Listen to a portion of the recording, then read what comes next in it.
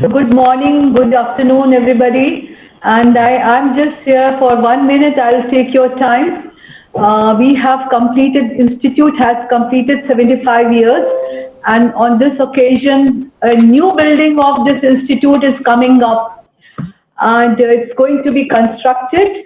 And maybe in the next, any NECLIME meeting in future can be held in this new building. So this is just wanted to tell everybody that this is a very proud moment for all of us, that because the institute has expanded in the last 10 years, and with that the name of the institute has been changed. Now we need more space to run this institute. So new building of this institute is coming. This is the design of the new building, which is going to come up in next 2 years.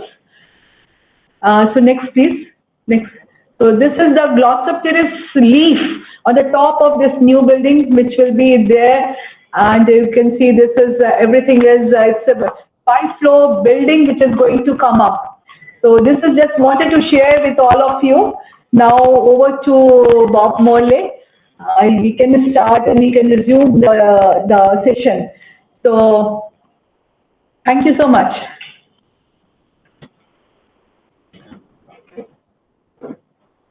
Microphone on? Yeah, just no. Okay, then we need the screen over here. Your entire screen, is that it? This one. That's the one.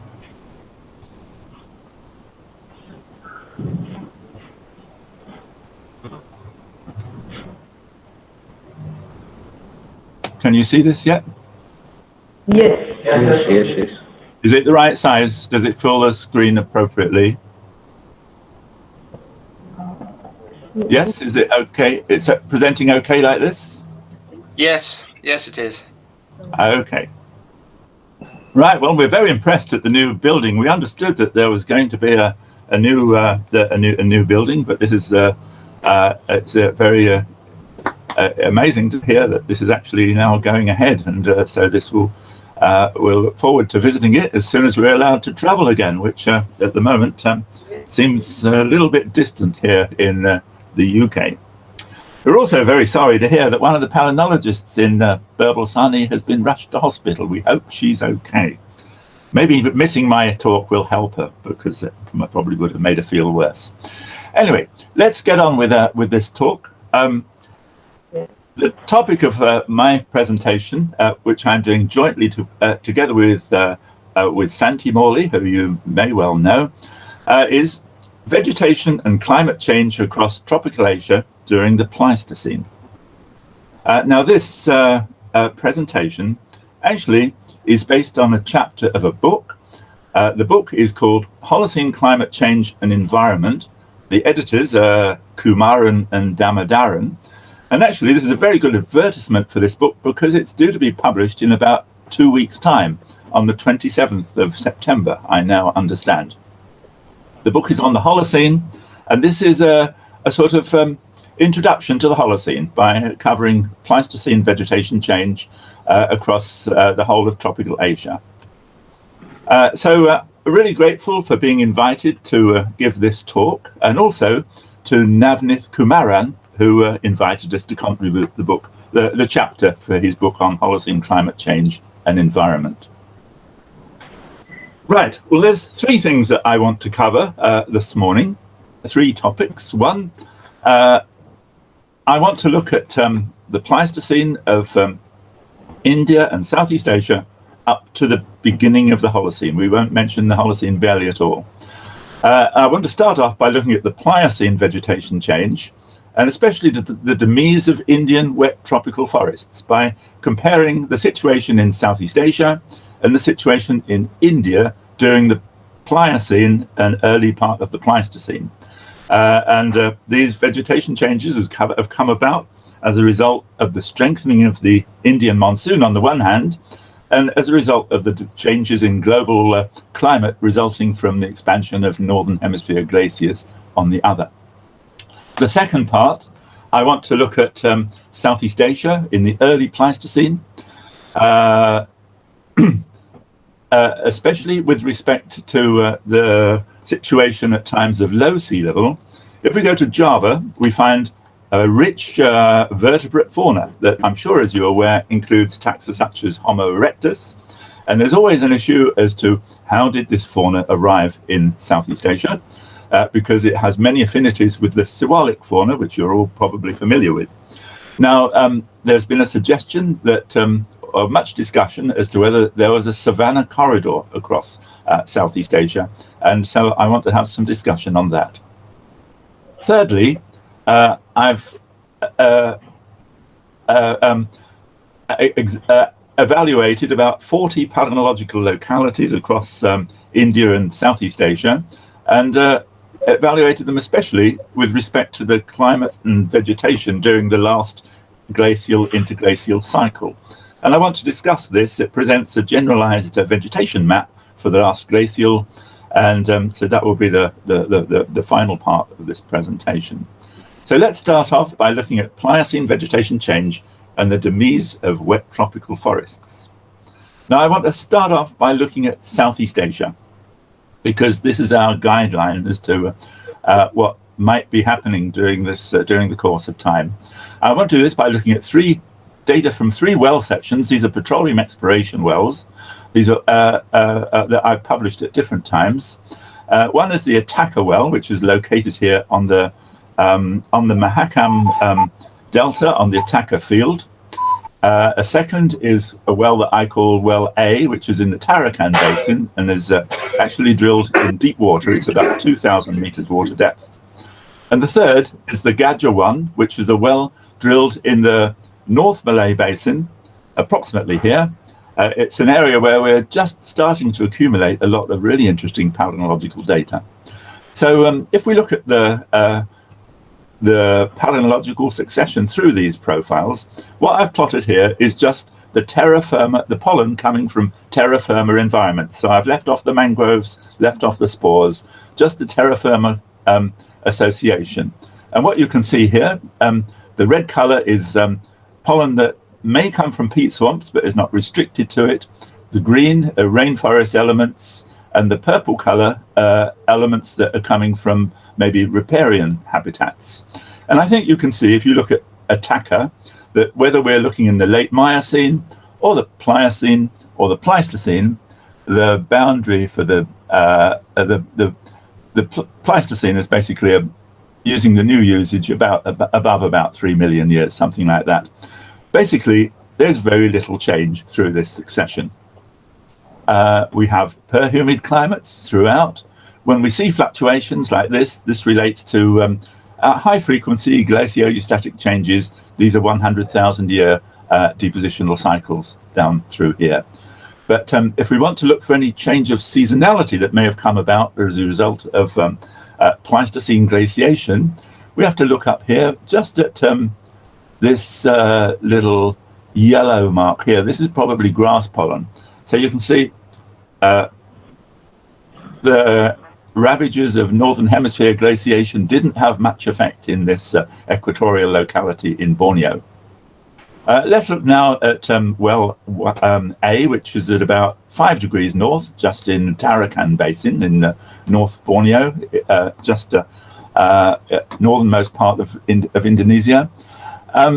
We get a very similar pattern through here, but once we get into the Pleistocene, you can see that there's increased seasonality indicated by the increased representation of the yellow color here that reflects mainly grass and composite pollen. Yeah, this more northerly latitude, increasing seasonality. The reduction in the peat swamp elements might suggest that peat swamps are not really forming significantly at this point, which would suggest some degree of seasonality. And we can see the same pattern over here in the Gadja.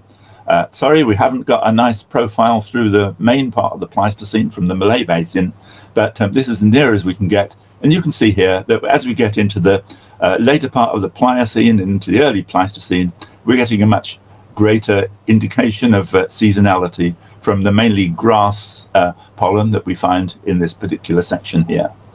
So you can see that really this succession is mainly of evergreen forests, whether we're dealing with the Pleistocene or the Pliocene. Now let's look at India. And for India, I've chosen not to use a pollen diagram, but to use this very nice diagram published by Patnaik that relates carbon-13 data with mammalian feeding habits. And I think this very nicely illustrates changes that would have taken place in the Sewaliks and the northern part of India during the Plio-Pleistocene transition. During the Pliocene, we have the fauna are mainly frugivores or browsers, whereas when we get into the Pleistocene, the fauna are mainly grazers, and this reflects a change from dominantly forests through to dominantly savanna after about 3 million years. So this vegetation change has had a major effect in India. This would have affected or caused forests across India to shift dramatically southward and to result in the isolation of the wet forest, the perhumid forests in the Western Ghats and in Sri Lanka down here in the south. So very different scenario between India and Southeast Asia. I've plotted here the number of species of grazing taxa shown by Patnaik on his diagram against the global sea level curve based on an extraction of the oxygen isotope curve. This is by De Boer and co. The oxygen isotope curve consists of a temperature component and a sea level component, and they have removed this temperature component, so this gives you an idea of sea levels. And you can see that also the expansion of grazers coincides pretty closely with the reduction of sea levels, and this relates mainly to expansion of northern hemisphere glaciers.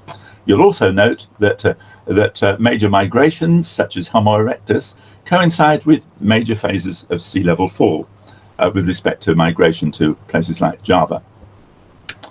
Right, now let's look at early Pleistocene of Southeast Asia during periods of low sea level.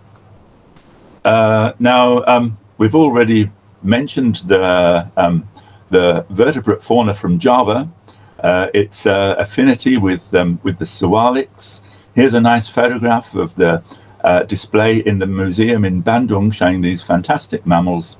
This has been studied over many years, starting with Dubois in about 1890, over 125 years ago. But the succession of fauna through the Javanese Pleistocene has been very nicely evaluated by Vandenberg in a series of papers. And this is a summary of his work. And he identifies 3 phases of dispersal of taxa to Java: a sweepstake phase, a filter prior to about 1.5 million years, a filter phase, and after about 1 million years, an intermittent corridor phase. And clearly this relates to periods of phases of sea level low stand when these migrations would have taken place. There's a little bit of bias here in the sweepstake phase, because this period actually coincides with the time of formation of some of the parts of East Java. It was just being formed above sea level at this time, and as a result, some of the faunas here are characteristic of islands.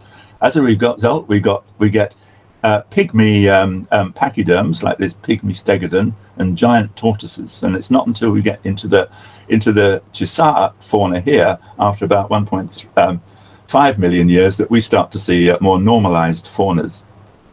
Now, paleontologically, we have 2 localities which have been studied at very early in my career and very late in my career: Subang near Kuala Lumpur and Perning in East Java. Subang is a tin mine deposit. In the early 1980s, about 79 to 81, I worked with a colleague on the tin mine deposits of Malaysia. We looked at about 30 or 40 tin mines, and we found one horizon that I thought was really important. Unfortunately, when we realized how important this was, we went back to the locality.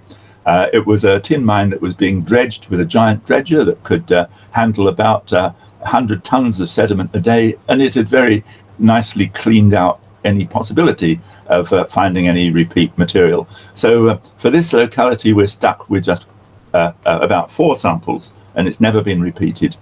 Perning, we've got a much more detailed study that I'll show you in a minute. Oh, sorry, I put the de Boer curve on there so that you can see how these events tie in with the global sea level change. Right, this figure on the top left-hand side shows Subang. This is a summary of those 5 samples that we collected, and you can see that the dominant pollen component here is Pinus. Secondarily, we've got abundant Gramineae, and all other components are relatively minor. Now, we interpret this as reflecting pine savanna.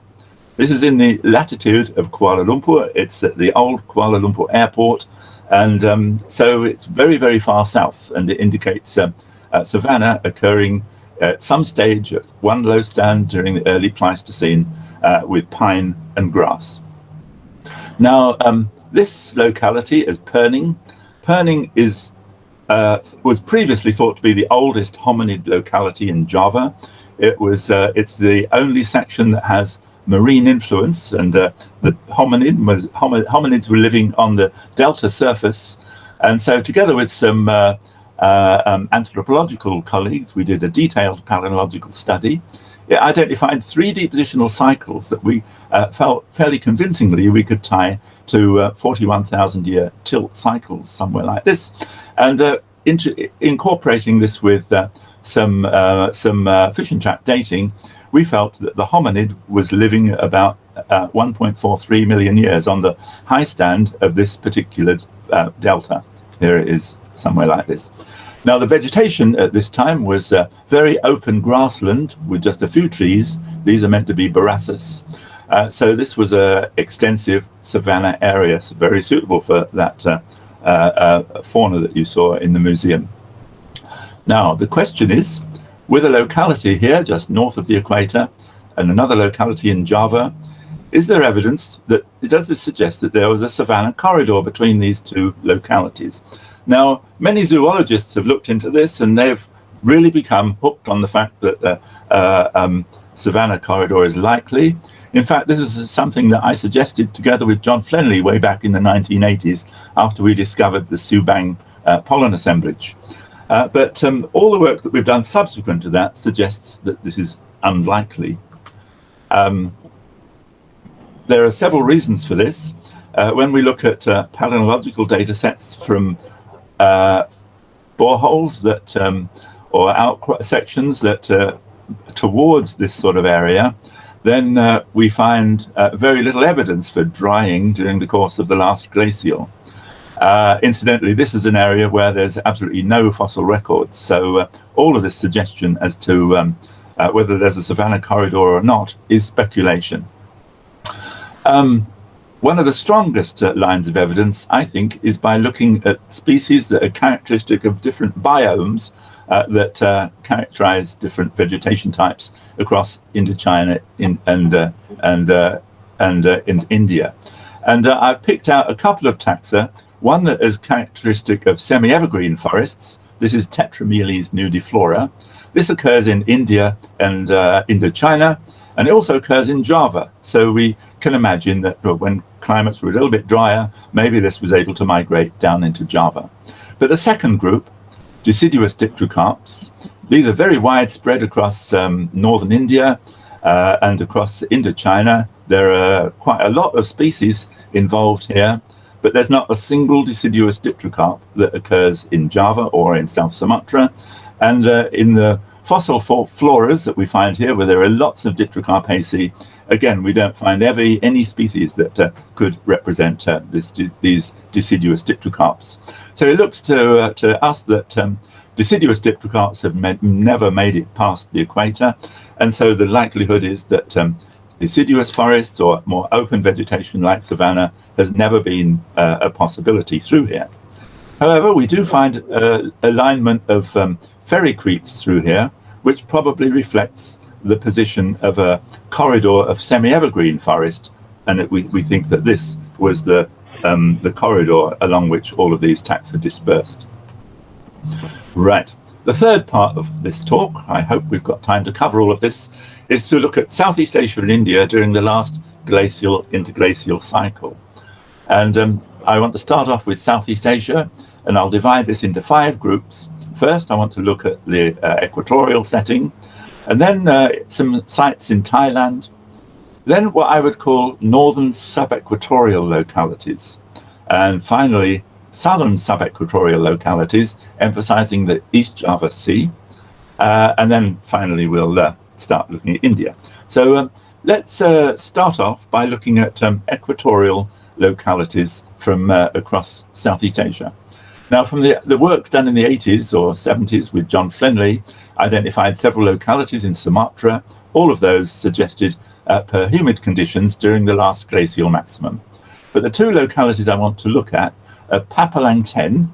This is a deep marine gravity core that I collected with a petroleum exploration company at 2,431 meters in offshore the Mahakam Delta. This is another deep water core taken from 2,000 meters in the Gulf of the Davao Gulf, analyzed by Bian and co-authors in 2011. A very underappreciated paper. I think this is a really important study, which we don't hear very much about. Both of these profiles cover about 30,000 years and show very, very similar signals. I've plotted the terra firma pollen assemblage here, and you can see that the per humid group, the rainforest elements, are just consistently represented all the way through. If we want to look for any change here, it's in the montane elements, and we see additional montane pollen, mostly lithocarpus, coming here prior to 16,000 years. So here we just see a change from cooler but moist conditions through to warmer and moist conditions. Very simple. With the sea level rising above the shelf break after about 16,000 years, we see a change with mangroves. This is mainly Rhizophora, being very poorly represented prior while the sea level was below the shelf break, but showing a big abundance maximum as soon as the sea levels rise above the shelf break. So this is a very characteristic feature of all of the sections where we see this mangrove pollen maximum in the Holocene. If we look at the Davao Gulf succession, we can see almost exactly the same succession, same pattern, except that the mangrove pollen has been incorporated into the sun. If we excluded the mangrove pollen plotted outside, then it would show a pattern almost identical to this. So we've got abundant montane elements up to about here, up to about 13,000 years, and then a dominance of lowland or submontane elements from about 13,000 years to the present day. So we can see a belt of per humid forests occurring across the Sunda region during at least during the latter part of the last glacial. Let's look now to northern Thailand, to Nong Pa Ko is a very nice site analysed by Dan Penny about 20 years ago. The Holocene looks very similar to what we would expect today, but the Pleistocene is really interesting. It's mainly dominated by pine and oak pollen, together with abundant grass. It's a little bit reminiscent of Subang at Kuala Lumpur. This represents pine and oak savanna occurring in northern Thailand during the last glacial maximum. And additional smaller localities in the Korat, studied by Wipanu and Paul Grote, various other authors have suggested that savanna would have been widespread there also. Now I want to look at evidence for the situation between just what I would call subequatorial, both to the north and to the south of our humid zone. And I've done this by choosing 3 localities. One is by, or 2 of them are by Van der Kaas, his core bar 9442 from South Sumatra, 25 from North Sumatra, and Sangkrang 16, which is a core that we collected from, the purpose of this was to characterize the vegetation based on the pollen coming from the river that used to occur across the Java Sea. So these three sections are very comparable in terms of age and in terms of the way in which they've been analysed and presented. If we look at this from a very broad perspective, just looking at it from the glacial interglacial perspective, the interglacials are characterized by maxima of mangrove pollen because the sea level is high, and also of dominance of lowland rainforest elements here, and here, and the same within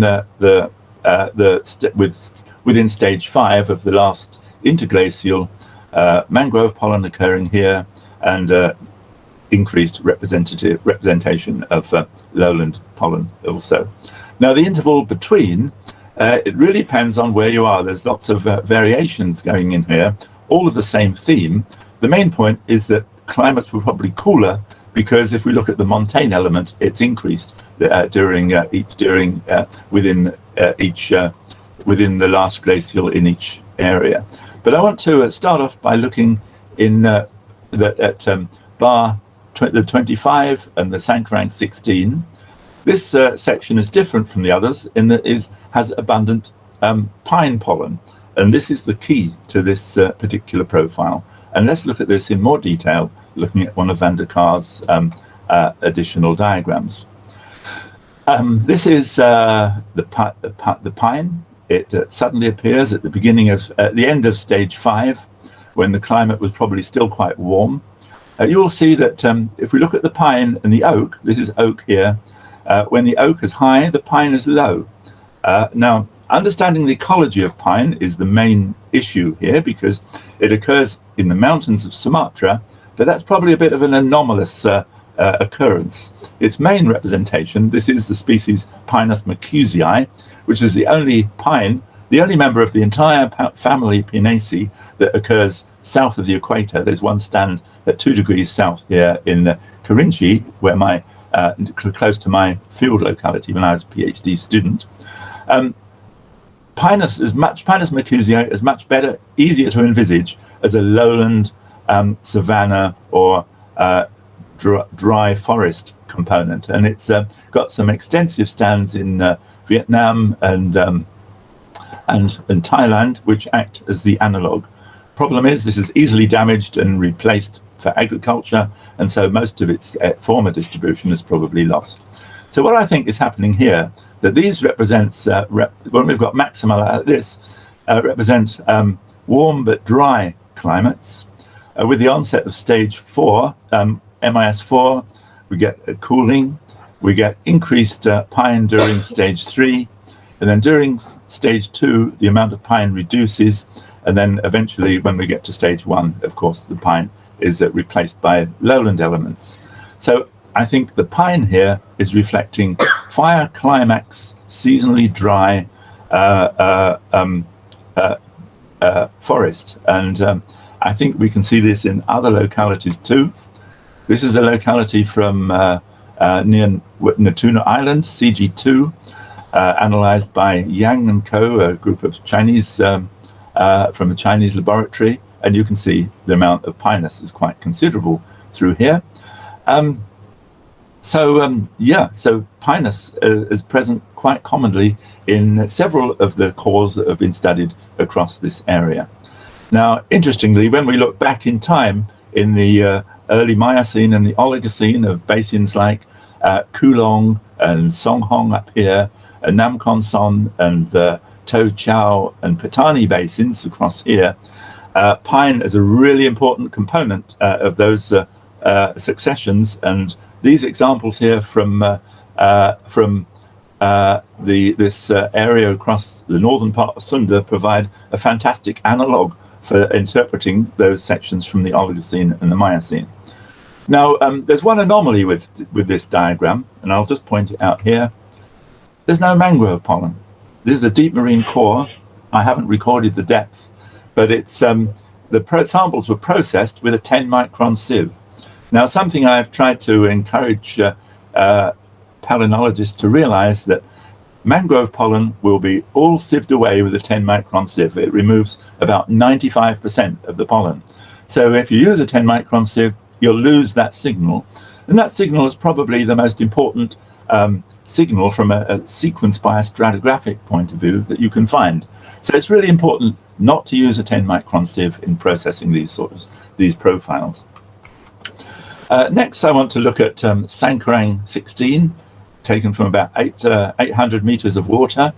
Here we can see the mangrove pollen in the stage 1 and in stage 5, and between lots of grass and sedge pollen. This is all mainly grass and sedge. Now, when we originally looked at this, we thought, oh, this is savanna. But although this is subject to burning because we've got a lot of charcoal through here, we don't think this is savanna at all.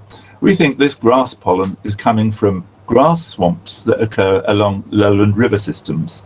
And one of the reasons for this, for instance, if we go to Sabangau, a locality that I studied in the 80s, this is a peat swamp locality, and the peat swamps formed over grass swamps during the end of the last glacial.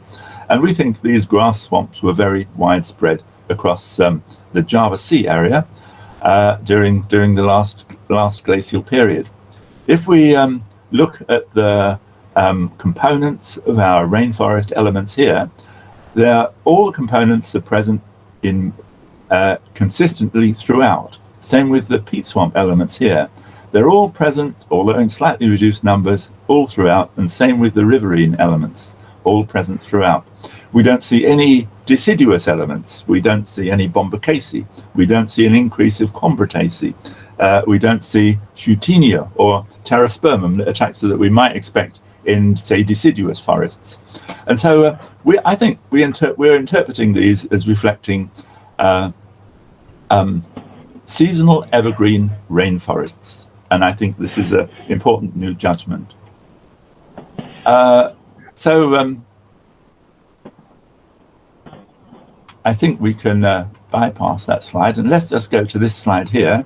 So if we bring all these data sets together, we can see an equatorial zone of perhumid forest, northern subequatorial zone of fire climax pine, and then we have savanna to the north, evergreen seasonal forests in the subequatorial southern setting, and then there's one locality in Bandung Lake that suggests deciduous forest, and so we've got deciduous forest south of there as we have today. Now we're probably short of time, so I'll spend a little time looking at India, but I only want to look at 2 localities. I originally wanted to look at about 6, but I've reduced that to 2. One, the northwestern deserts up here, and 2, evidence for the history of the forest refugia down here in the Western Ghats and the shoulder forests. So first, let's look at a locality from northwestern India. I've chosen Gurdip Singh's study from way back in 1972 because I thought this was a really valuable study at a very early stage, and it showed the way to go for analyzing these types of sections. And it demonstrated that there was a succession from basically desert climates to more open savanna climates. And I think this was way ahead of its time, this particular study. And then next, I'd like to look at a couple of studies by Faruqi and her co-workers. Firstly, a core called CR05, which is a deep water core taken from just offshore Kerala, somewhere down here. There wasn't a lot of pollen in some intervals here, but the black colors here, intervals where there is a lot of pollen. And I just want to talk about this interval here, which is within the older part of MIS4 and part of MIS5. And the assemblage that we have here, we have a little mangrove pollen coming in there too, but this assemblage is very characteristic of the present day forest refugia that from the work that Vandana Prasad has been doing, we now think extends back, has been in position here since the Paleocene. So this is a very ancient vegetation type, and it was hanging in here despite all the climate changes during the last interglacial. There's one major difference between this assemblage and what we'd expect here from the present time. There's a taxon here called Onchokia gore. This is an African rainforest tree, and it's obviously previously present in India, but has subsequently gone extinct during the climate ravages of the last glacial.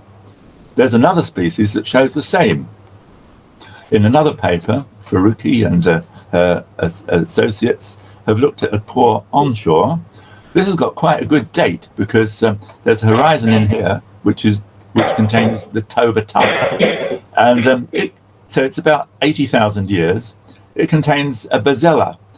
Bazella is a genus that's centered on Madagascar, and so this looks like another taxon that has become extinct from the Western Ghats flora during the ravages of Quaternary glaciation. So if we bring all of these data sets together, plus some others, we can see that during the last glacial, there was an expansion of deserts across India. There was an expansion of savanna, shown here by these yellow dots, at the expense of deciduous forests, just a few deciduous localities.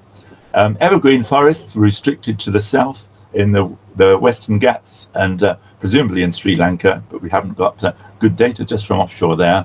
Over in Southeast Asia, we've got an equatorial perhumid belt, fire climax pine forests directly to the north, followed by savanna, with evergreen seasonal forests to the south and deciduous forests south of that. And I think that's about where we probably need to stop. And so I can summarize. Late Neogene drying relating to the strengthening of the Indian monsoon had a major effect on the representation of forests across the Indian subcontinent, but much less effect on the forests of Southeast Asia.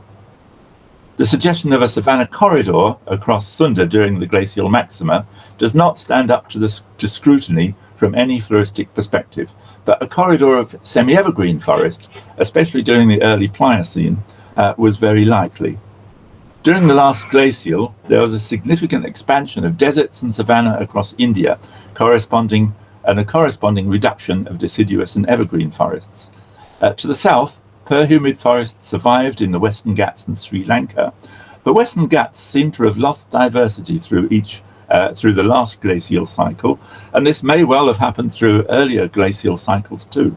So it's possible that this process has caused a significant diversity loss in those forest refugia in the south of India.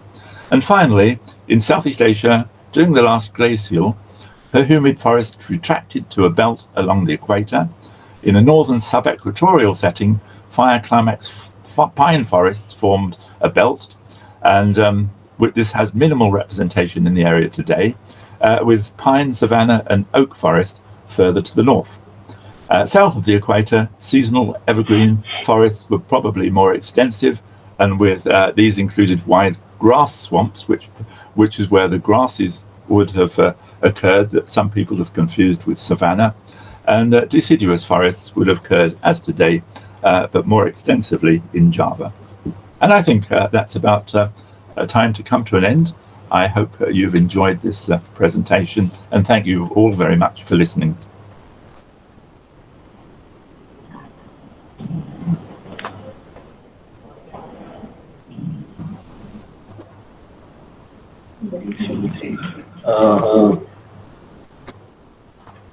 Thank you, Dr. Maulik, for a very interesting talk. If anybody has any questions in the audience, they can raise their hands or write in the chat box.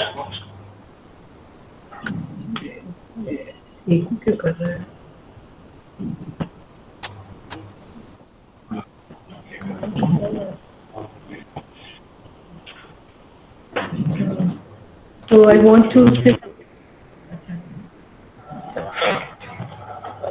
Yeah, Professor Adler, you have a question? Yeah, please go ahead.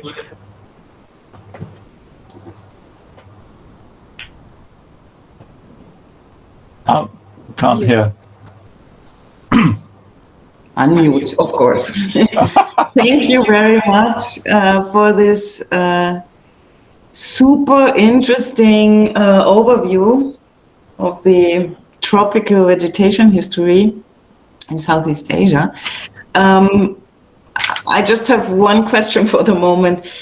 Do you think it could be possible somehow to distinguish in the pollen record grasslands and wetland wetlands? Yes, this is a big question, and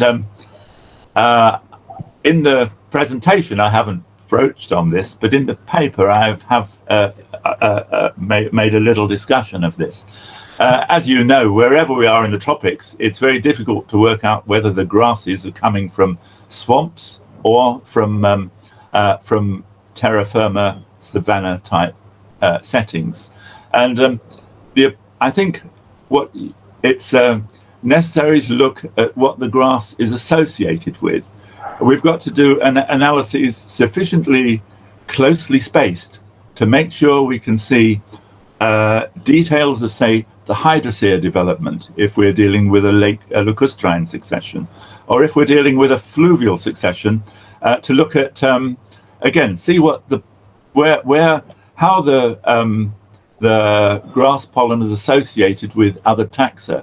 Something I've been recently doing with University of Amsterdam work with a colleague from, actually, I think she's from Bogota, is doing some association evaluation of different pollen groups to find out what the associations are. And I think that's been very useful to give us an idea as to which pollen types are coming from which different vegetation types. Now, there's one other method that I would advise to use, especially in fluvial sections, and that's to use multiple pollen profiles, moving, say, across a depositional site towards from the margin to the center of the site, to see how the grass changes in representation to other taxa as you move away from the source area. And yeah, I think these are the two approaches that I would advise. And yeah, it'll always be a problem of trying to work out where the grass comes from.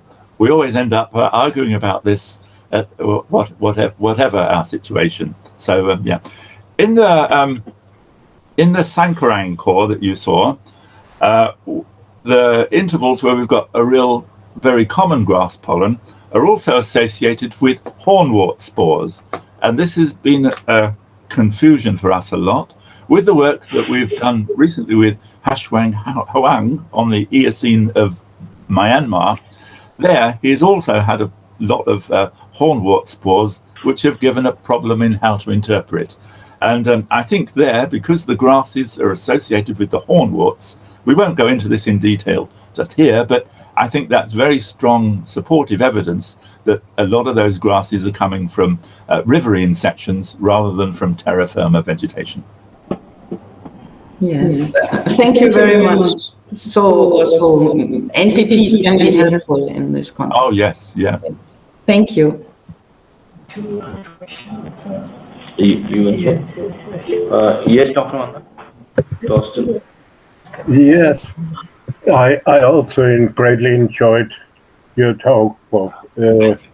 I would like to ask if there are any indications in the marine record to identify Pinaceae pollen derived from savanna type vegetation and not from altitudinal vegetation. Yeah, my feeling is that because Pinus grows in North Sumatra in the mountains, it gives us it's really on the limit of its range there. It's a bit of an anomaly. If you look for Pinus in North Sumatra, there's a lot of it now. It's all due to disturbance. If you look into primary forest for Pinus, they're all old growth trees, big old growth trees in primary forest. And Pinus will not regenerate under a forest cover. It needs an open vegetation. That's why I'm suggesting that when we have pine vegetation, it must be subject to birding to allow the opportunity for it to regenerate. So my thoughts are that most of the pine pollen, at least from North Sumatra through to Indochina, comes from the lowland species like Pinus caiza. Now, of course, once we get further north, up into northern Vietnam and southern China, then we've got some montane Pinus coming in, and that's a different story. But if we're dealing with the seasonal tropics across Indochina, most of the pine pollen, I am sure, comes from lowland habitats. And we've written some papers recently on the Oligocene and the Miocene of Vietnam. They're very rich in pine pollen. Maybe we haven't given as much detail as we would like on this, and maybe it's something we could write about at a later stage. But yeah, I think Pinus has been a major contributor to lowland vegetation. Lowland vegetation growing in strongly seasonal settings on very well-drained soils. That's the setting for Pinus. And if we look in Kulong Basin especially, we can see successive maxima of pine pollen associated with, again, with eccentricity-related depositional cycles. I'm sure that it's all coming from the lowlands. Thanks a lot. Okay. So extremely interesting talk, Bob. I really enjoyed it, and just one, it's a very nice thing that you talked about. There are many forms, like you showed the Bacilla pollen, which is found in Africa and Madagascar. But we also get in Paleogene time interval, we also get Bacilla.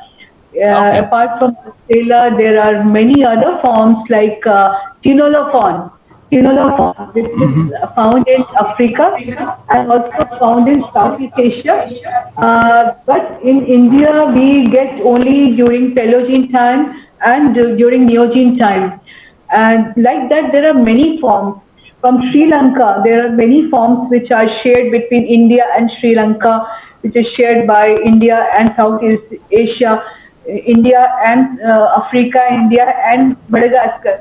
What do you think that it's because of this last glacial maxima that was the culprit to wipe out all these forms from India? Yeah. Now, you've hit on a really important point here, because everyone blames the last glacial. But there have been many glacials, and as I see it from Faruqi's work, there are just the two species that have become extinct since the last glacial maximum, since the last interglacial. But each of those glacial interglacial cycles could have had the same effect. So I would sort of visualize this as each glacial interglacial cycle results in maybe 2 or 3 more species being removed. So to prove this, what is needed is for someone to find a locality that has the penultimate interglacial succession. Some offshore cores may well have this. If you've got some cores going back to, say, 300,000 years, I'm sure they exist somewhere in the offshore record, and do some very detailed work on the penultimate interglacial, then we might be able to see just exactly how many taxa are lost with each successive glaciostatic event. So I don't expect them all to have disappeared during the last glacial. That's blaming a bit too much on just that last glacial cycle. I think this is a gradual process that has taken place maybe over the last 2 million years, with a few species per glacial interglacial cycle disappearing. Yeah, yes. Very, very, very, very. Thank you.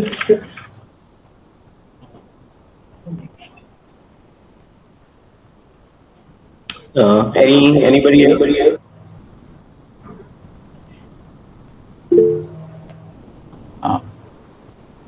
Yeah. Hello? Hi.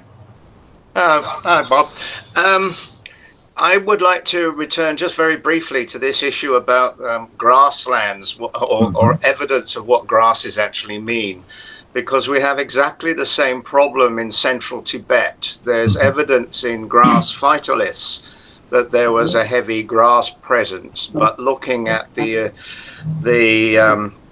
type of broad-leaved leaf taxa we have, they are kind of incompatible with the savanna.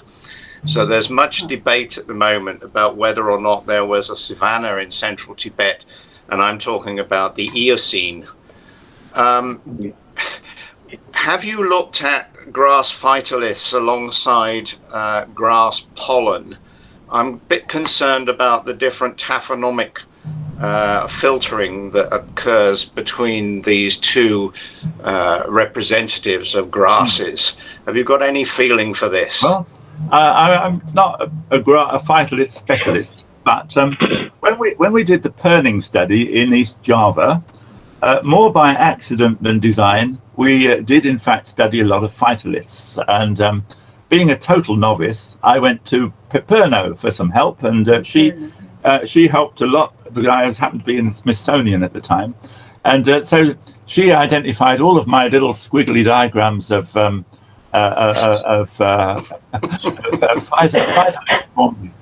I didn't realise I was so good at drawing. So, anyway, I know what you mean. So when we put when we looked at the grass data there, and with her identification of phytoliths, we thought that most of this grass was coming from open land terrain. We weren't getting any tree pollen. The tree pollen we thought came from maybe swamp forests or sort of shrubby forests growing on the delta. There were some, whenever we found some localities or some sections that where we thought that the grass was coming from the swamp itself, and in those instances we could see a nice association with other taxa that were coming from the swamp also, like little herbs, and also there's one grass that grows in Java called Leersio. It's got a very small pollen type, and that was present in these sections where we thought we were getting where the samples were actually taken from the swamp. But when we were sort of on the delta plain or in the pro-delta section, we thought most of the pollen was probably coming from terra firma, mainly from Peperno's identification of open land, dry land grasses based on the phytoliths. So yeah, we thought the phytoliths helped really a lot there. And my suggestion was, if we want to do more work in Java, where especially if you go to localities further west, like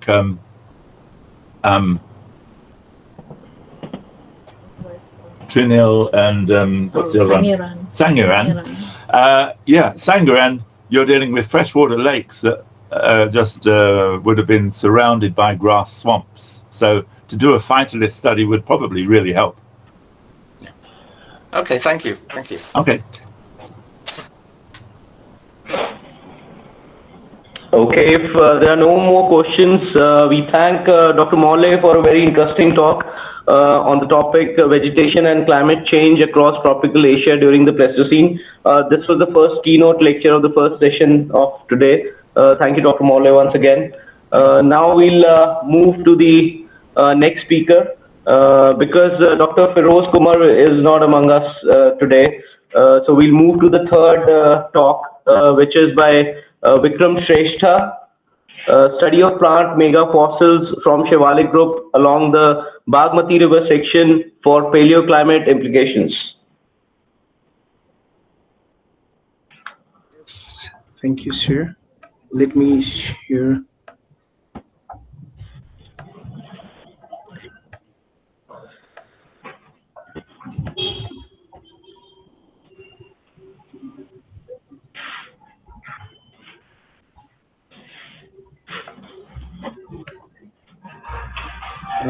Is this okay with the slides?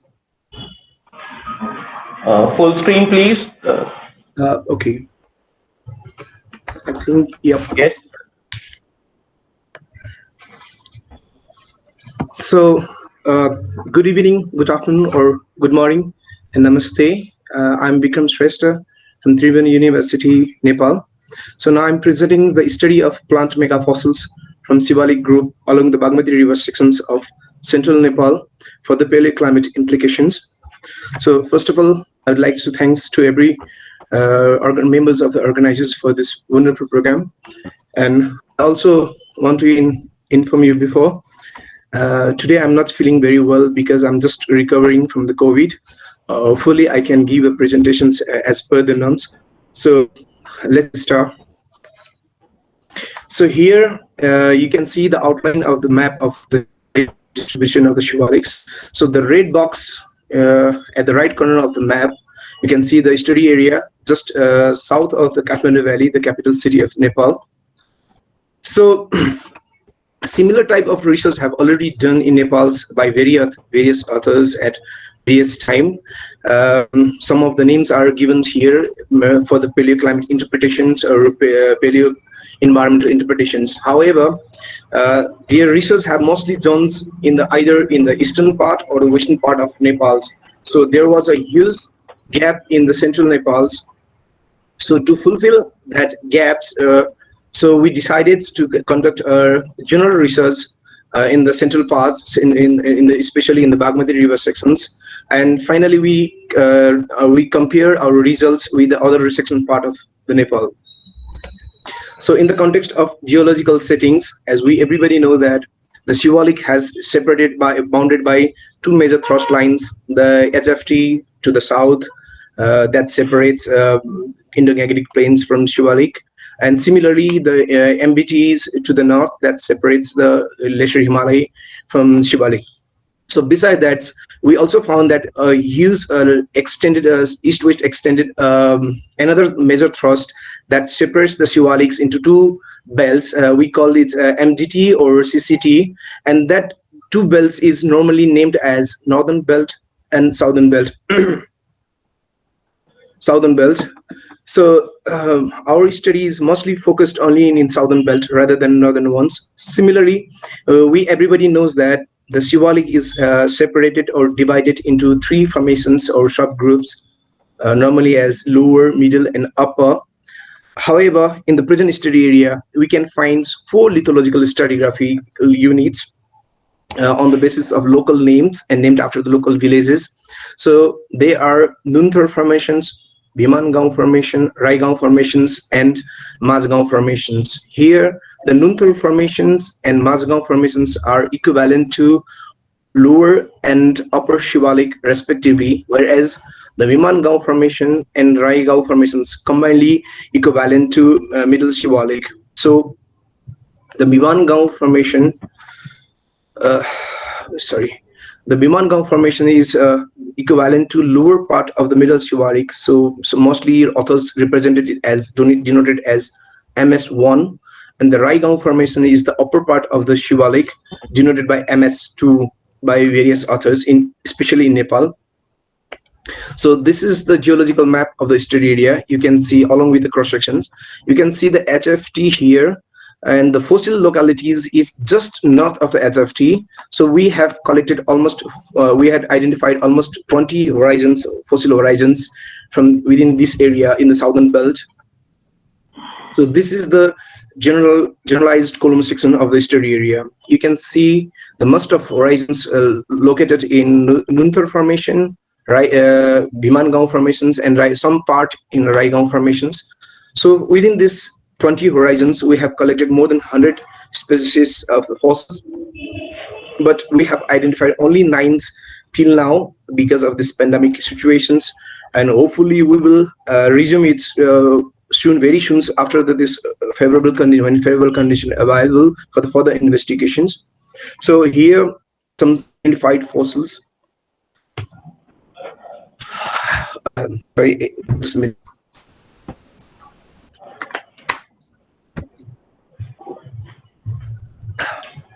So I'm going to describe them individually. So this is the first type fossils here you can see, and the descriptions of the diagnostic features of these fossils is listed here. For example, the length of lamina, the lamina shape, lamina symmetries, best angle, best shapes, and angle, apex angle, so and so. So on the basis of these descriptions or these features, we identified these fossils as Dipnogenes, and the modern equivalent plant of these fossils is assumed to be Dipnogenes macumensis. And similar type of fossils is recorded from various parts of, almost like from India and Nepal. So for example, the Assams of India and Baraha Kshetra of eastern Nepal. So second type of fossils is here, you can see, and the descriptions are given here in detail. And the fossils is on the basis of that fossils is identified as cinnamons, and the equivalent plant of the modern times is Cinnamons tamala. Such type of fossils is recorded from various parts of Nepal and India. For example, the Koilabas of western Nepal, Bignathori and Darjeeling of northern India, Kutch of western India, and Kerala of the southern India. Just a minute.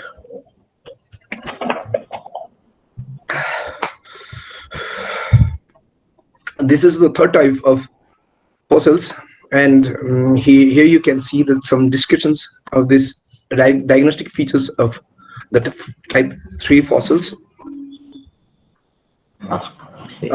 So on the basis of these features, we can we have identified it as Artocarpus. So the modern equivalent plant of this Artocarpus is Artocarpus dixonia, and it is recorded from the globally, for example, Greenland, Alaska, California, Oregon, and also from India and Nepal, for example, Himachal Pradesh of India, Katgodam of India, Koilabas of western Nepal, and so on.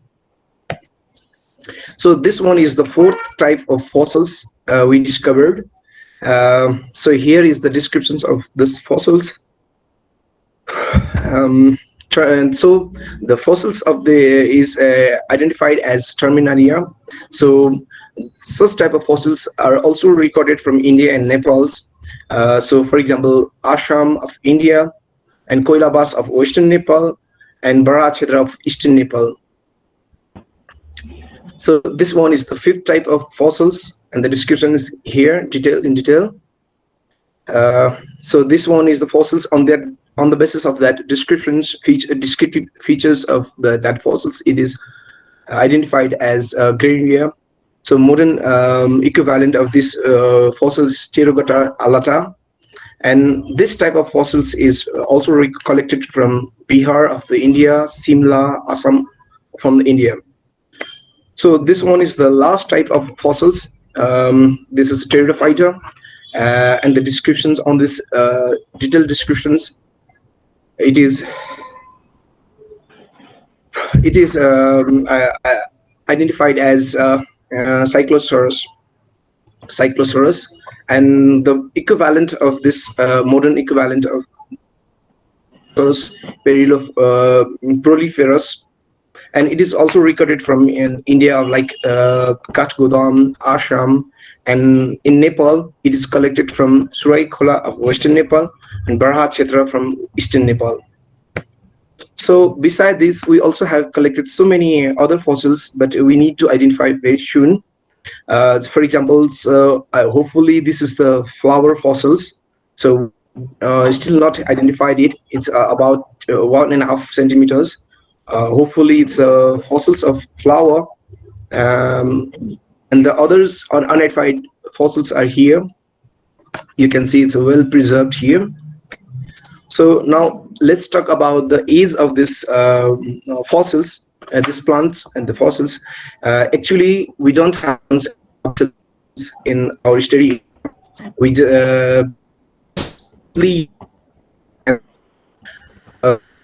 very researchers have done separately different sections, absolute dating in different sections at different times. For example, the Kutia Khola in far western Nepal, Karnali River in the far western Nepal, Surai Khola in west central Nepal, Tino Khola in western Nepal, Bakia Khola in central Nepal.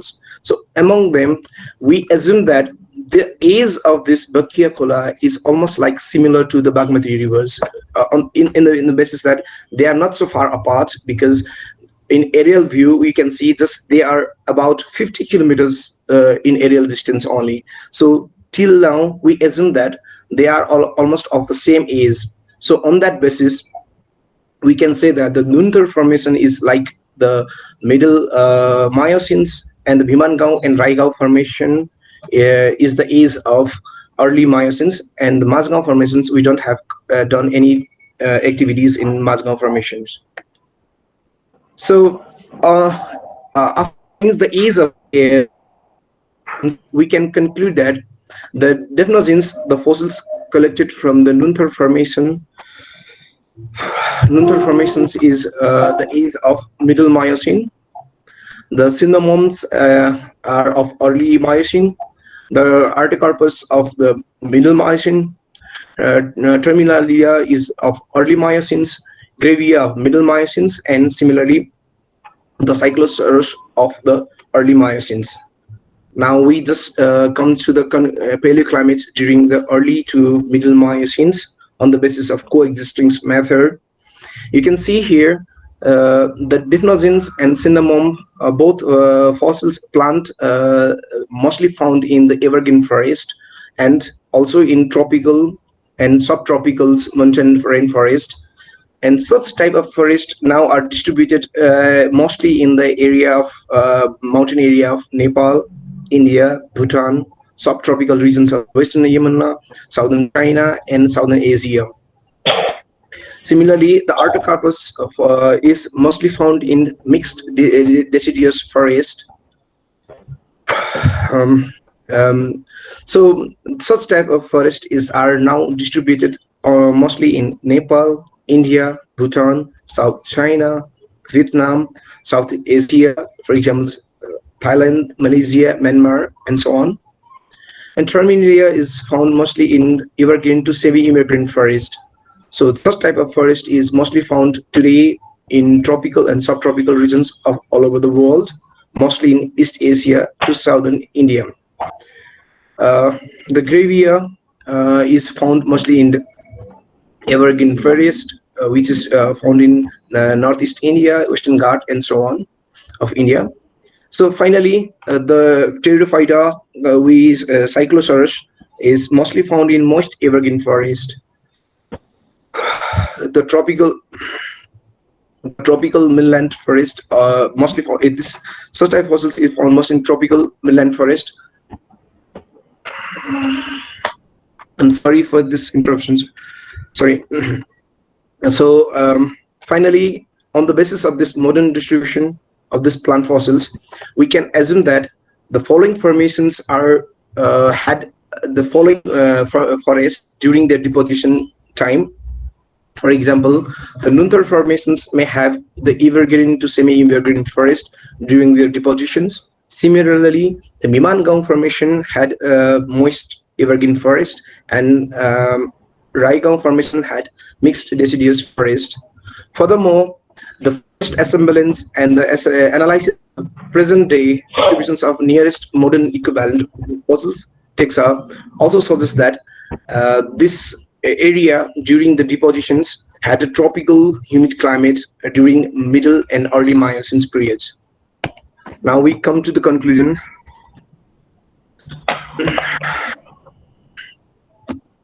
Among the 63 fossils, we have identified only 9 species till now, and they are belongs to 6 genera and 5 families.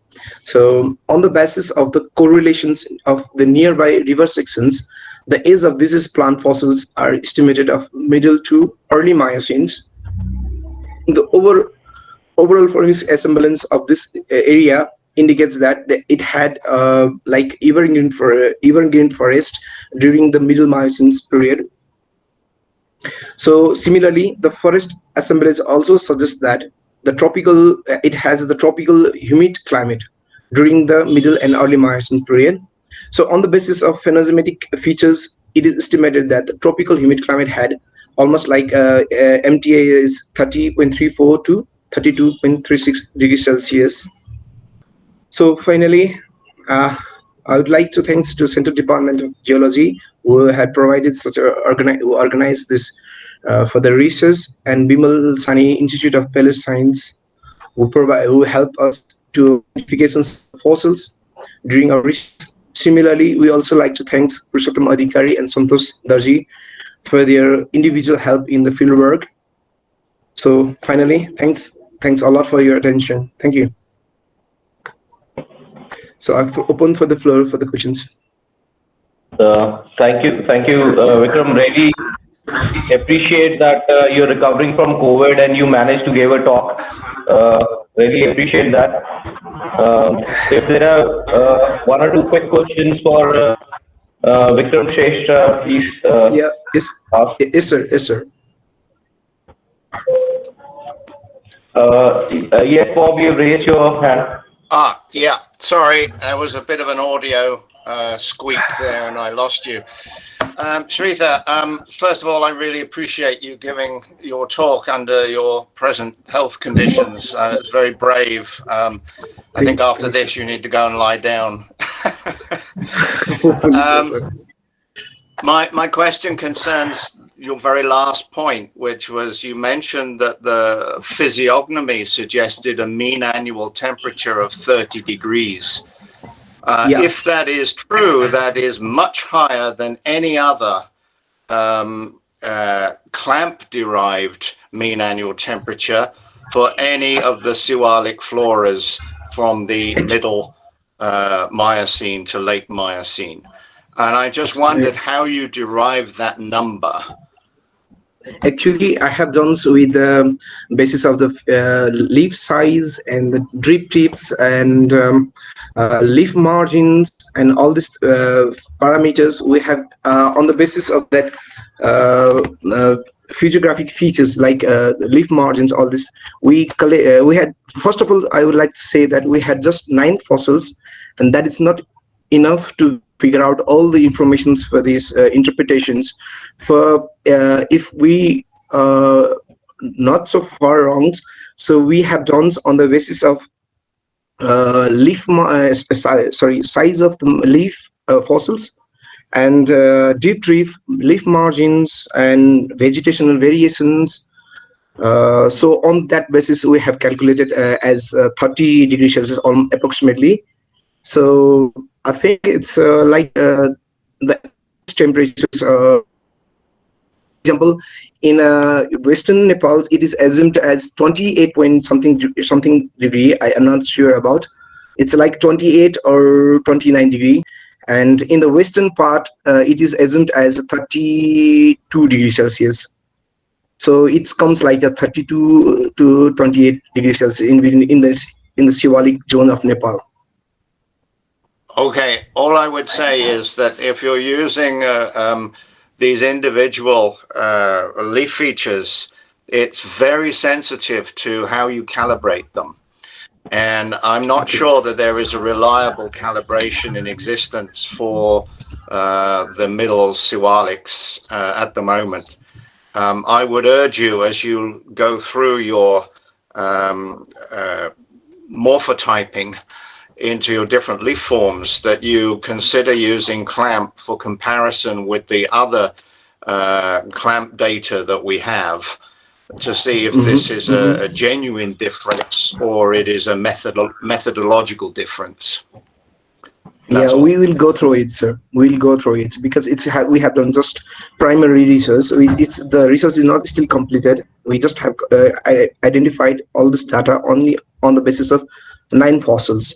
So we still need to go further with almost we have more than 50 fossils. So we will go through all these fossils individually, and then we will calculate the final results.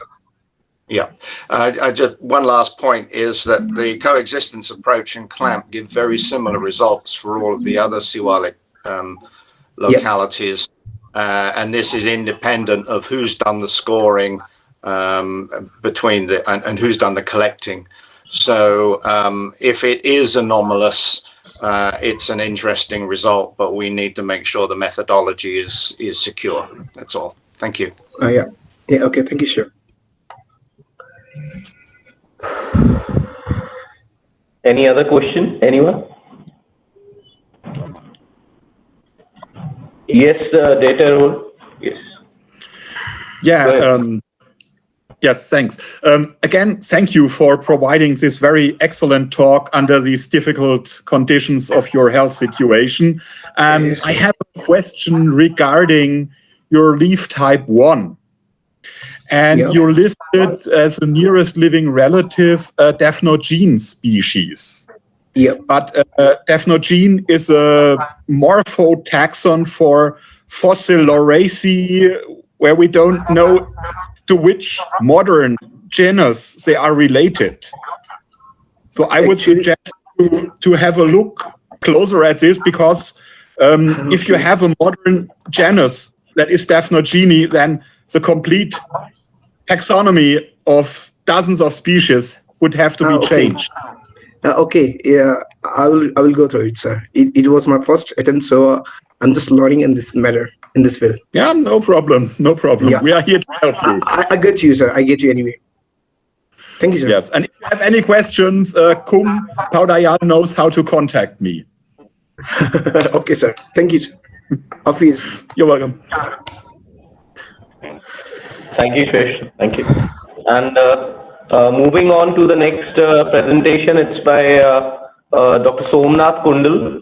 The topic is late Pliocene, early Pleistocene fauna and flora of Jammu, their preservation and climatic appraisals. Dr. Kundal, please. You can share your slide now.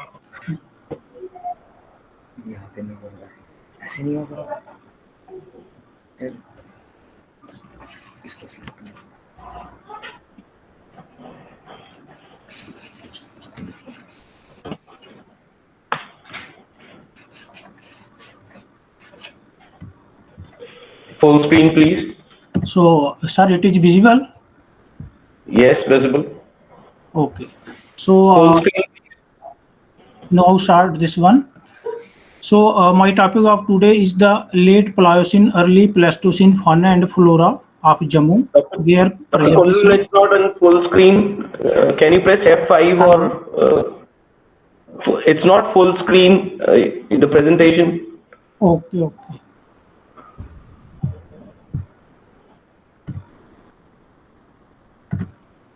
You can press F5 or there's a button at the bottom.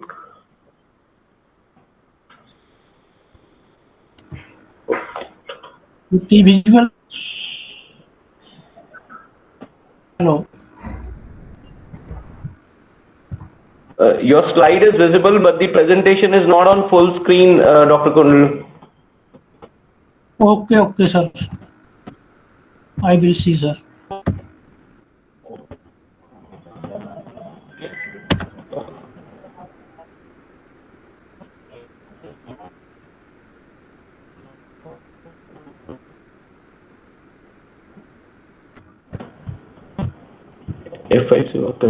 F5, can you press F5? Yes, sir. I have already pressed F5 now. It is visible in full screen. Not yet, no.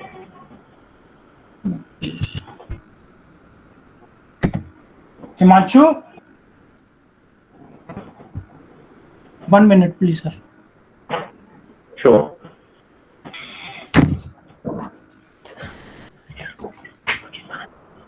Himanshu?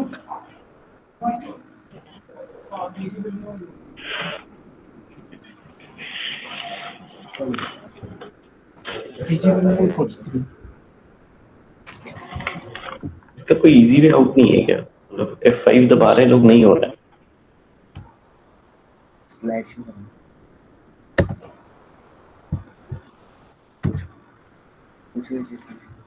Sir, it is visible now in full No. screen. No, not yet.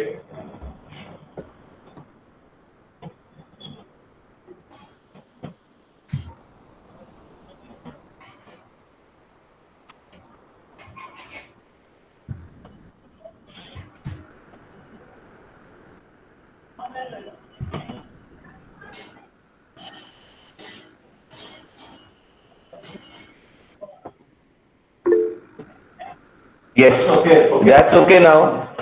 Okay. Thank you. So the title of today's topic is the late Pliocene, early Pleistocene fauna and flora of Jammu, their preservation and climatic proportions. So this is the map of Shivalik range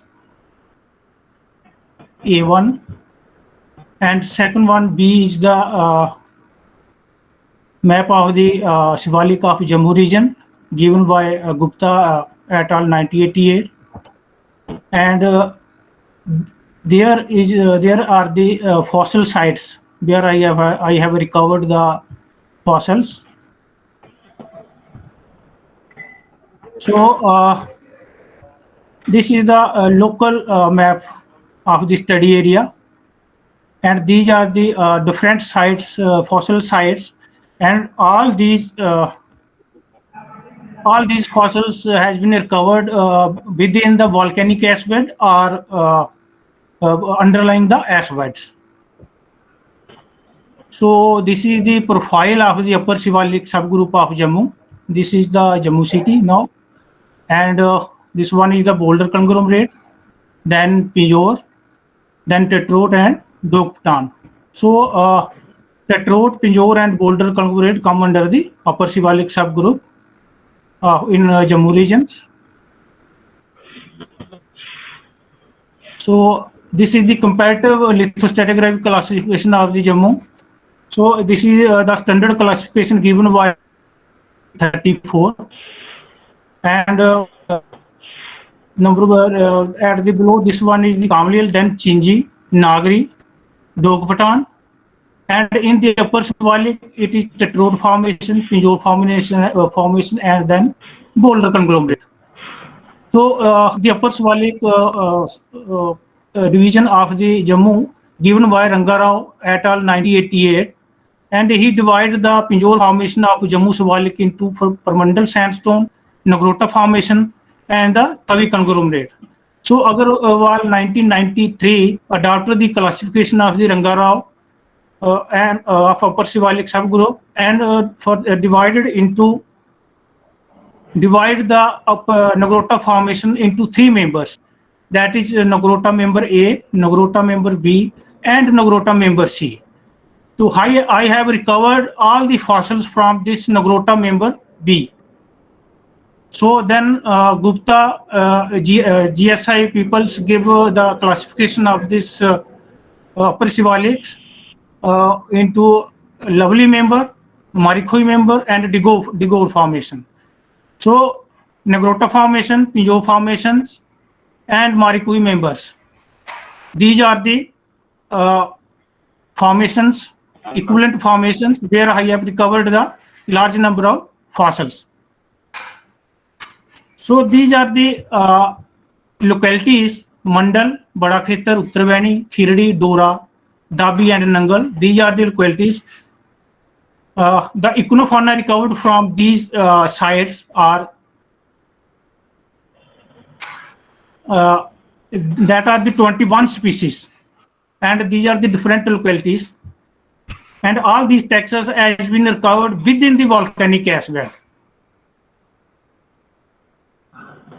So next one, the ostracods are recovered not in the within the volcanic ash beds, but within the underlying mudstone horizons. So these are the Cypress Subglobs, Cypress decari, then Cypress species A, Cypress species B, then Conodona lacta species B, A, then B, then Eocypress B, Hemicypress pexidata, Stenocypress major, Stenocypress, then Jonocypress Bada Khetar. This one Jonocypress Bada Khetar, and this is Bastinula jamunensis. These are the new species which we have recovered, and then Eliocypress, Brady, Eliocypress species, then Scaleocypress. Then next one is the gastropods, or the Viviparous bengalinensis, Viviparous species, Bellemias celiospiral, then granulus, then gastrocopata species, then bivalves are Oxenia species, Lambdulus species, PVC, then Charophytes, Chara retigeni species, then Chara globerus aspera, horny Chara maslobi, then L populism, and L, then Batus, then fishes are the cypernate teeth. So then lectrians, then vertebrate of the snakes, then rodents are the Golundacalri, moose species, moose felini, Milardia species, then unidentified fragmentary bones, molars and incisors. So proboscideans are the ellipse platypons, Stegodon, Stegora inside, Stegophlodon, then Elephas Isodricus, then Elephas Maximus Indicus, and the fragmentary bones of proboscideans. So all these taxa have been recovered underlying the volcanic ash bed, and except Ellipse maximus. This one is recovered from the recent sediments from the Jammu. Then these are the trace fossils of Biconites carponus, then Biconites coronus, then Spongioliomorpha, Ivrica. Then these are the different and Conus, then Nicorinus, Spongiomorpha, B1, this one, and C1 is the Tedendium serpentine. Then E1 is the Tedendium serpentine sciolith. E1 is the this one sciolith. Then sciolith linears. So these are also the different trace fossils, Tedendium cetusnici, and then Tedendium serpentinum. So these are the different fossils, and it is about 20 species of this trace fossils are recovered within the bentonite band or volcanic ash beds. This is further again, these are the trace fossils. So these are the astrocore fauna, Cypress Subglobsa, and different. These are the 16 species which I have recovered from the these localities. And these are the gastropods and the bivalves. And this one, the Charophytes. Charophytes including Chara rentigenis, then Chara globerus aspera, Horny Chara maslobi. And these are the rodents' teeth. That this one A and B is the Golundacalri. Then this one the moose jaxers. Then this is the molar third of the Golundacalri again. And E1 is the moose species. Then F and G are the moose felini. These are also the moose felinis. Then this M is also Golundacalri and Dilotomus species N1, and O is the this moose jaxeri. Then moose felini, this last one also. So these are the incisor of this different rodents, and these one the astragalus phalanges, and this is Mammalia class. And these are the Elephas planifrons which I have recovered within the volcanic ash, and this is also baby Stegodon which I have recovered underlying the volcanic ash bed. So these are the Elephas planifrons, and this one is the Stegodonites. And we are again elephant molar. This is further one. So these are the vertebra of the snakes, vertebral of snakes. There is a tusk of the Stegodon here preserved in the sandstone, and up to this one. So These are the different fragments of the elephant bones. This is all the tusk of the stegodon. So this is the field photograph. These are also the field photograph of different sections. These are the this one is the volcanic ash bed. Again, different section of the volcanic ash from this one to this one. Again, volcanic ash bed of Badakhetar from this to this one. It is about 3.6 meter, and it is the maximum. It is the thickest in this valley belt of Jammu. This is also again the volcanic ash bed. Again, section. This is also again. This is also thick bentonite tuff band from this one to this. Again, this is ash bed.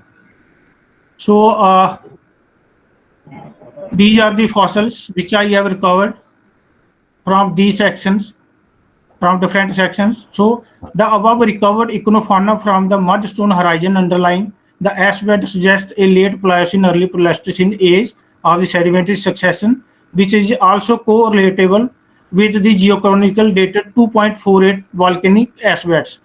So this is given by Rangarao, and he compared this volcanic ash with the Gas-Mota-Jama boundary, that is 5 million years. So this is the rodent biochronology, and this here is the different biozones, and here in figure 20 in 9th number, I have proposed the this biozone. The age of this zone is the ellipse planiforans is 3.6 to 2.48 million. Prior to this, the age of this zone is the 3.6 to 2.6 million years. So as far as the paleoclimate is concerned, I have this one 49 samples of astrocoarse, gastrocoarse, graphite fish teeth were analyzed for oxygen and carbon stable isotopes from Isotopical Vate IISCR Kolkata with standard BP, DPO and BSMO to know the climatic condition prevailing during the Pliocene Pleistocene times.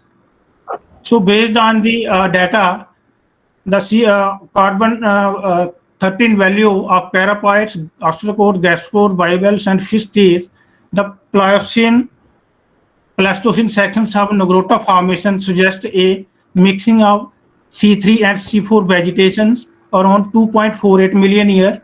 That is the age of the volcanic ash bed. According to Singh et al. 2011, if the value of C13 is greater than -6, then BPD, the landscape is dominated by C4 vegetation. And if the value of C13 is less than 6, the landscape is dominated by C3 plants. So in the present isotopic data, the Caraphytes gave the value lying between C4 and C3 plants, that is -0.3 to -14.1.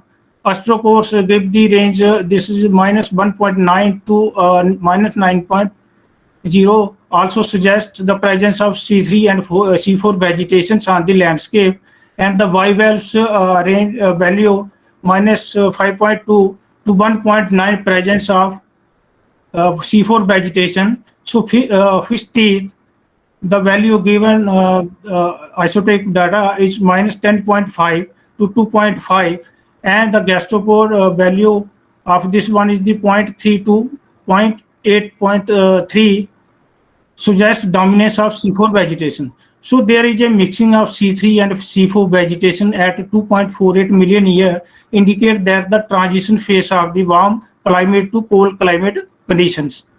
So across the bentonite tuff band of Nogrota formation, this bentonite tuff band straddle across the Gas-Mota-Jama boundary, Pliocene Pleistocene boundary, and lying in the Nagrota Formation, oblique Punjab Formation, or upper Shivalik subgroup of Jammu. So the present oxygen value, isotopic oxygen value of charophyte ranging from 0.6 to -0.7.5 respectively, which indicate they lived in freshwater standing water body conditions. The oxygen isotopic value of ostracod species is between in -4.2 to -6.3 respectively. The negative value of the O3 is of ostracod fauna ranges from -4.2 to -6.3 indicates that there is a depletion of heavy isotope and enrichment of light isotopes. The enrichment in lighter isotope value indicates cold and dry conditions. The oxygen isotopic value of gastropod ranging from -1 to -8 with the average of -4.5, which indicates presence of warm and humid temperature conditions, and there is a variability in the lake temperature. So similarly, the isotopic value of oxygen value obtained from bivalves ranges between -5.5 to -4.7 with an average -5.1, and the fish teeth -5.7 to -2.4 with an average 4.5 indicate freshwater lakes surrounded by C4 vegetations. So here is a global correlation of Pliocene-Pleistocene boundary in respect of temperature, sea level, vegetation, tectonic change in mammal fauna in Africa, Arabia, Europe, West Asia, Indian continent, South Asia, East Asia with upper Shivalik of Jammu, and this is modified after Patnaik Act 2016. So here is the 2.48 million year. This is the section. I have taken only single section from here. This is the section of the Bada, and the fossil recovered. I have recovered from this part of the column and between the ash beds. So here is the correlation of this. So this section is the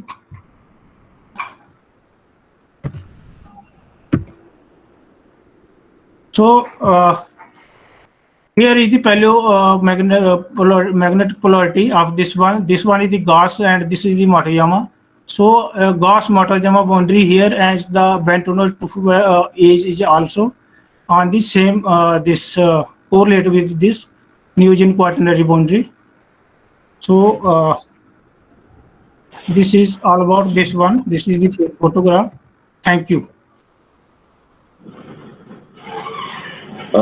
Thank you, Dr. Kundal. If there are any questions, please.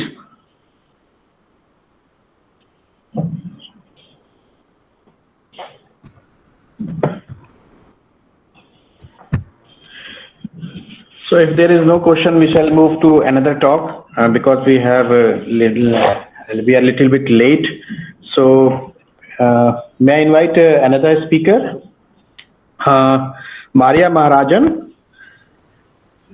Are you here? Yes, sir. So you talk pollen inferred climate reconstruction from the Paleo Kathmandu Lake sediment, Leukodura formation, southern part of the Kathmandu Valley. Maria, please.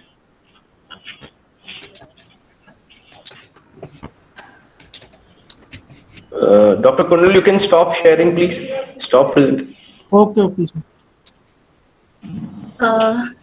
Can you please confirm whether the screen is visible or not? Yes. Thank you so much. Hello and warm greetings to all. I am Maria Maharajan from Nepal. Thank you so much for having me here to present our research entitled Pollen Inferred Climate Reconstruction from the Paleo Kathmandu Lake Sediment, Leukodura Formation, southern part of the Kathmandu Valley. This is an overview of the contents of the presentation. As you all know that the analysis of fossil pollen and spores is one of the most important methods in reconstructing the past environments, especially in understanding the vegetation and climatic dynamics. Our present work features in the paleontological analysis of the sediment samples obtained from the road cut section of Lacustrine sequence of Leukodura Formation in the southern part of Kathmandu Valley for Sidol area. Physiographically, Kathmandu Valley lies in the midland of the Lesser Himalaya. The study area is located at the southwestern part of the Kathmandu Valley in the Lalitpur district, and the altitude ranges from 1252 to 1339 meters. When we talk about the vegetation, there are two main categories of vegetation in Kathmandu Valley. The first one is the valley floor forest, which is mainly cultivated, and the second one is the forest on the surrounding hills. The climate of the Kathmandu Valley lies in the subtropical climatic zone. This is the average temperature graph, which is obtained from World Weather Online, which shows the average high temperature and average low temperature of the Kathmandu Valley. From this figure, we can see that the average high temperature is in the month of May and June, which is 27 degrees centigrade, and average low temperature is in January, which is 4 degrees centigrade. Samples were collected from different clay layers of the Leukodura Formation, which such as the dark clay, silty clay, carbonaceous clay, and diatomaceous clay, and also in the lignite layer. The samples which were collected were undergone through the series of chemical treatments to extract the organic residue using the methods described by Zetter 1989 and Ferguson et al. 2007. Then those pollen and spores were identified under the light microscope Olympus BX43 and photographed using Olympus DP73 camera with a resolution of 17 megapixel. And finally, the data were analyzed using the PCA technique carried out by Origin Pro 9 and Conis cluster analysis carried out by Tilia. This is the lethal stratigraphy of the Leukodura Formation exposed at the Forcidal area, which has been divided into three parts. The lower part is sand dominant and consists of gravel, sand, coarse to fine grained sand, a layer of lignite, and a silt layer. The middle portion is clay dominant. About 30 centimeter thick diatomaceous layer is also present in this middle section. The upper part is silt dominant, and the gravel bed, which is in this portion, consisted of the vertebrate fossils as well. These are the photographs of pollen and spores identified from the study area. Altogether, 105 species of plants belonging to 31 genera and 37 families have been identified. This is the pollen percentage diagram, where the pollen zones have been divided into three zones, zone 1, zone 2, and zone 3, on the basis of cluster results of Tilia. The zone 1, here, it is dominated by pollens of herbs and ferns, and there is the low content of coniferous and broadleaf trees. The zone 2 mainly consisted of here the frequency of the coniferous tree and broadleaf tree has increased, dominated by Pinus and Quercus. Similarly, there is a significant increase in Cyperaceae, Poaceae, and Polypodaceae than in the previous zones. Here in zone 3, there is a significant increase in Pinus and Quercus. Also, we can see the appearance of aves in the lower section, which is completely absent in the upper section. Similarly, the appearance of wetland herbs such as Trappa in this zone shows that the climate was relatively moist than the previous zones. This is the AP by NAP ratio graph, which also shows the increment of the ratio in the upper section. This is the result from the principal component analysis. Here the red spot shows the individual samples. In this study, 19 pollen species with a percentage higher than 5% were selected for the principal component analysis. In the positive direction of the first axis, mainly trees and shrubs indicating warm and humid environment including aves, pixia, pinus and quercus, and in the negative direction of the axis, there are mainly dry living herbaceous plants as well as pollen from Cyperaceae and Poaceae family. The positive direction of the PCA result represents the wetter and or humid environment for trees to flourish, while the negative direction indicates the dried environment for the herbaceous plants to grow. The table here shows the comparison of pollen assemblages from different sections of the Leukodura formation carried out by various researchers, and this is the result obtained from our study. This table is the detailed information on the pollen and spore assemblages of the forcidal section. Finally, the conclusions. Total number of 27 samples were collected for pollen analysis. Altogether, 105 species of plants belonging to 31 genera and 37 families have been identified. 3 pollen zones were divided on the basis of Konitz cluster analysis. The high content of herbs and fawn dominated by Cyperaceae, Poaceae and Polypodiaceae in zone 1 showed that there was grassland vegetation and the climate was humid and warm, as we can see that the non-arboreal pollen percentage is greater than the arboreal ones. Similarly, zone 2 indicates diversification of vegetation with development of the mixed forest types, including evergreen conifer and broadleaf plants. The forest floor was rich by herbs and shrubs in zone 2, as the frequency of herbs and fawn palinomers are high in this zone. Increase in Pinus, Pixia, Quercus, and appearance of Aves ulmus pollen in the upper section of the pollen zone 2 indicates change in climate from warm and humid to cold and dry during the deposition period, and the decrease in the frequency of fern plants also supported this result, as the fern plants are mostly grown in the wet climate. The lower part of zone 3 still continued towards the cold and dry climate revealed by appearance of cold plant taxa, Aves betula species. The forest area was diversified, which is indicated by increased frequency of gymnosperm and angiosperm plants. The climate shifted towards warm and wet in the upper section of the zone 3, as plant taxa such as Aves, Pixia and Betula are totally absent, whereas the appearance of aquatic plants such as Strapa and Myriophyllum suggests privilege of wetter climate in zone 3, which is also supported by increasing fern species. So finally, we concluded that the pollen assemblies of the Leukodura formation of the forcidal section in overall revealed the change in climate from cold and dry to warm and wet, with favorable conditions for the plant diversification. Thank you so much for your attention. So, thank you, Maria. Very nice talk. So, any question?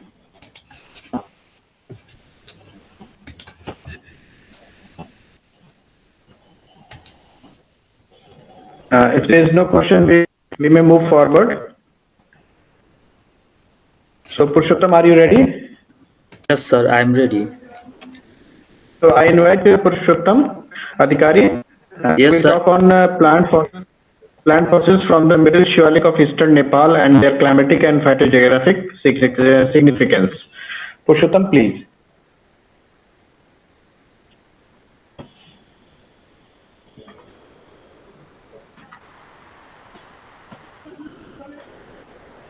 Are you here? Yes. Good evening, good afternoon, and namaste. I would like to take the opportunity to thank you for coming here to today's virtual conference of the NECLIME 2021. Let me introduce myself. My name is Purushottam Adhikari from Tribhuvan University, Nepal. I am responsible for the PhD research scholar and teaching assistant of Tribhuvan University. As you all know, Today, I am going to present about the plant fossils from the Middle Siwalik of Eastern Nepal and their climatic and phytogeographic significance. In today's presentation, I am going to cover 6 points. Firstly, introductions. After that, we will look at the slides and finally conclusions. First of all, introductions. The upliftment of the Himalaya resulted in the deposition of fluvial muds, sands, and gravels in the Himalaya foreland basin south of Lesser Himalaya. Due to the rising Himalaya and the deposition of its sediments in the Himalaya foreland basins, the Siwalik attained a thickness of about 6 kilometers, stretching from Pakistan in the west and Arunachal Pradesh in the east. The existing record of the Siwalik flora from Nepal, particularly from the eastern Nepal, are still far from satisfactory. Recently, a few fossils have been reported from the Siwalik of eastern Nepals. In the present, we report two new fossils from the Middle Siwalik sediments of the Chatara Baraha Kshetra area of eastern Nepal, and red color indicates the study area of Chatara Baraha Kshetra sections of the eastern Nepals. Next is geology of study area. On the basis of lithology, thickness of sandstone and mudstone, grain size, textures, the Siwalik group of Chatara Baraha Kshetra area has been subdivided into the lower Siwalik and the middle Siwalik, but the upper Siwalik is not exposed in that area. Further, the lower Siwalik and the middle Siwalik is subdivided into the two members, lower members and the upper members. The plant fossils are collected from the lower member of middle Siwalik, which are indicated in the black rectangles. The die-cut fossils have been collected from the calcareous siltstone, and the fossil front have been excavated from the calcareous muddy stones. A comprehensive magnetostratigraphy on the Neogene sediments of eastern, central and western Nepal has been made by Ojha et al.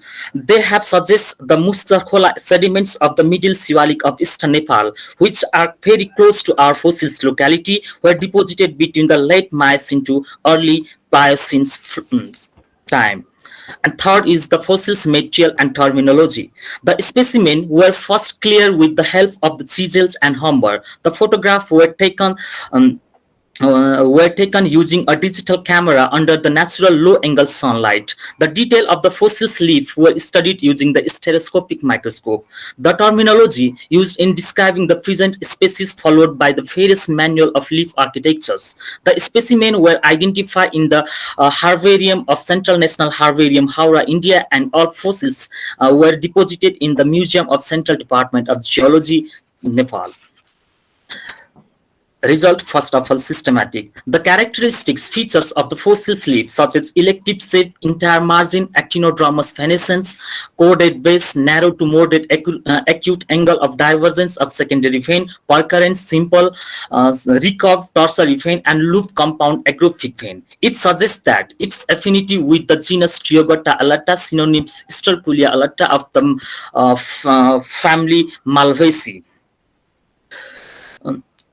The fossils of the Triogota are known in the forms of leaf from the different parts of Cenozoic sediments of old. In the addition to Triogota paleolata described from the Assam, India, which shows the maximum similarity with the present fossils in the combinations of characters, such as corded base, actinodromous venation pattern, 3 pairs of lateral primary vein, absence of intersecondary veins, percurrent, and the recurved tertiary vein. Therefore, the present fossils has been placed in the same species.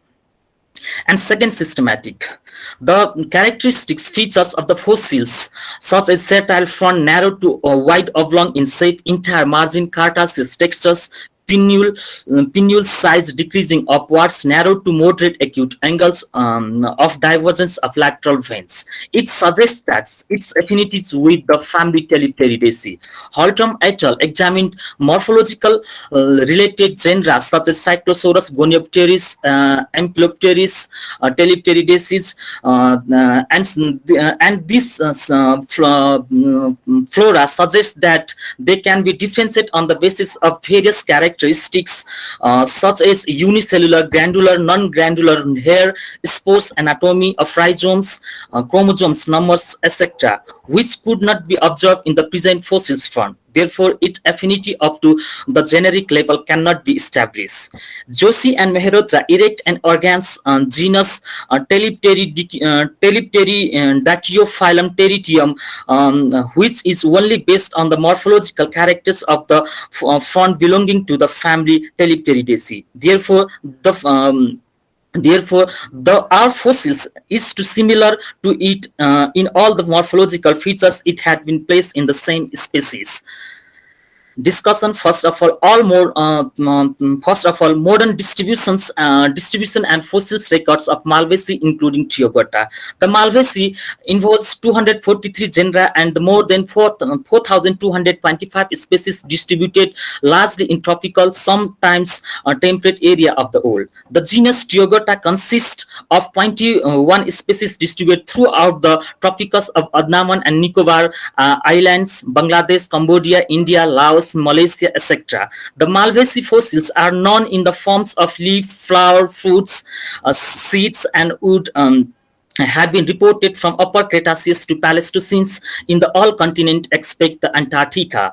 The well-preserved, reliable fossils wood from the late Maastrichtian to early Denian sediments of India, Campanian and Maastrichtian of the Mexico and Texas, and Maastrichtian of Peru. It suggests that the family of present on the three continents by the Maastrichtian times. Moreover, a Malvaceae fruit have fruits from the Deccan Intertraphian bed of India further suggests the diversification of the family by the Cretaceous tertiary boundary. The fossils of the Triogota alata is the large deciduous tree distributed in the evergreen forest, and it's only known from the early Eocene and late Oligocene sediments of India. It indicates that the species most likely migrate from the India to Southeast Asia after the establishment of the land connection between the India and the Eurasia.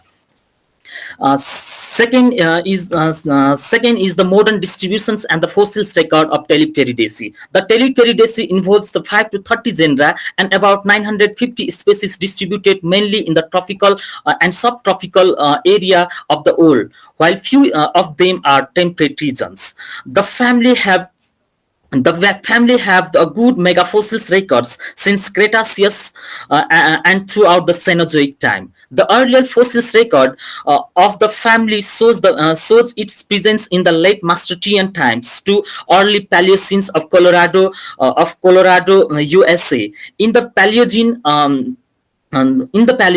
the family of the present in Africa, China, North America, South America, and Southeast Asia. It is interesting to mention that the family shows its presence in the Indian subcontinent since the Miocene time. Eocene fossils of the Eocene fossils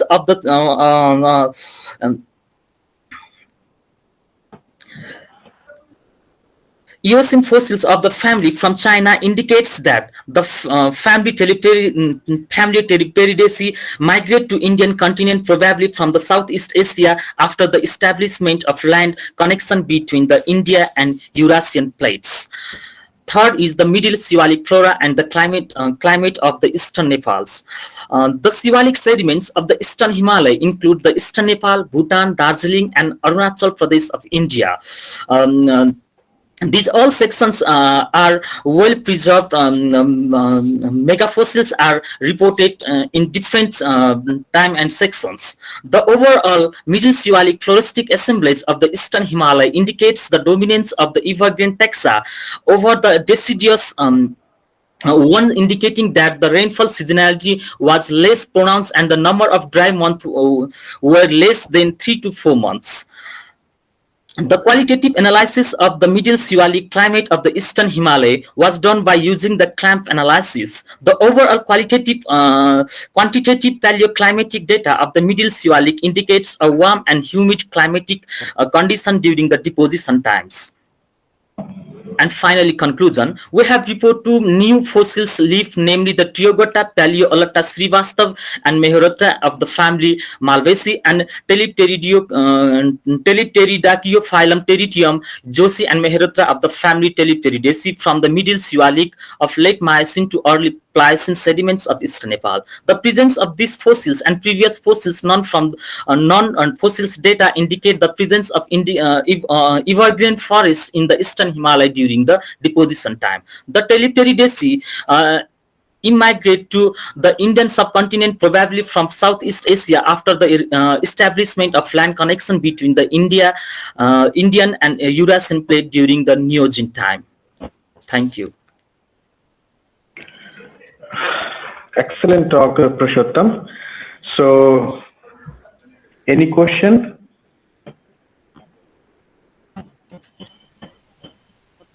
Any short question?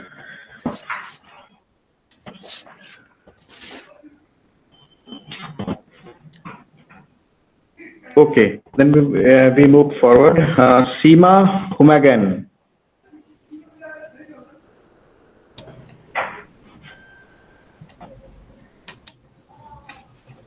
Yes.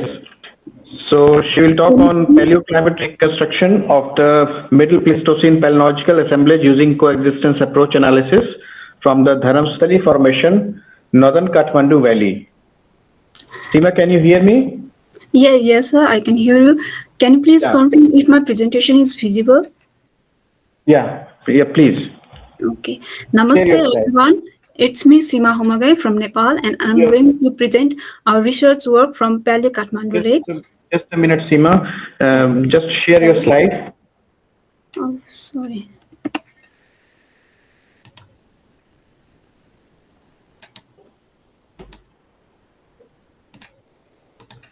Admit kar do. Can you see the slides? Yes. Okay. Namaste, everyone. It's me, Seema Humagai from Nepal, and I'm going to present my research work in the given title. And I'd like to thank the organizer committee for providing such a good platform for presenting the research work.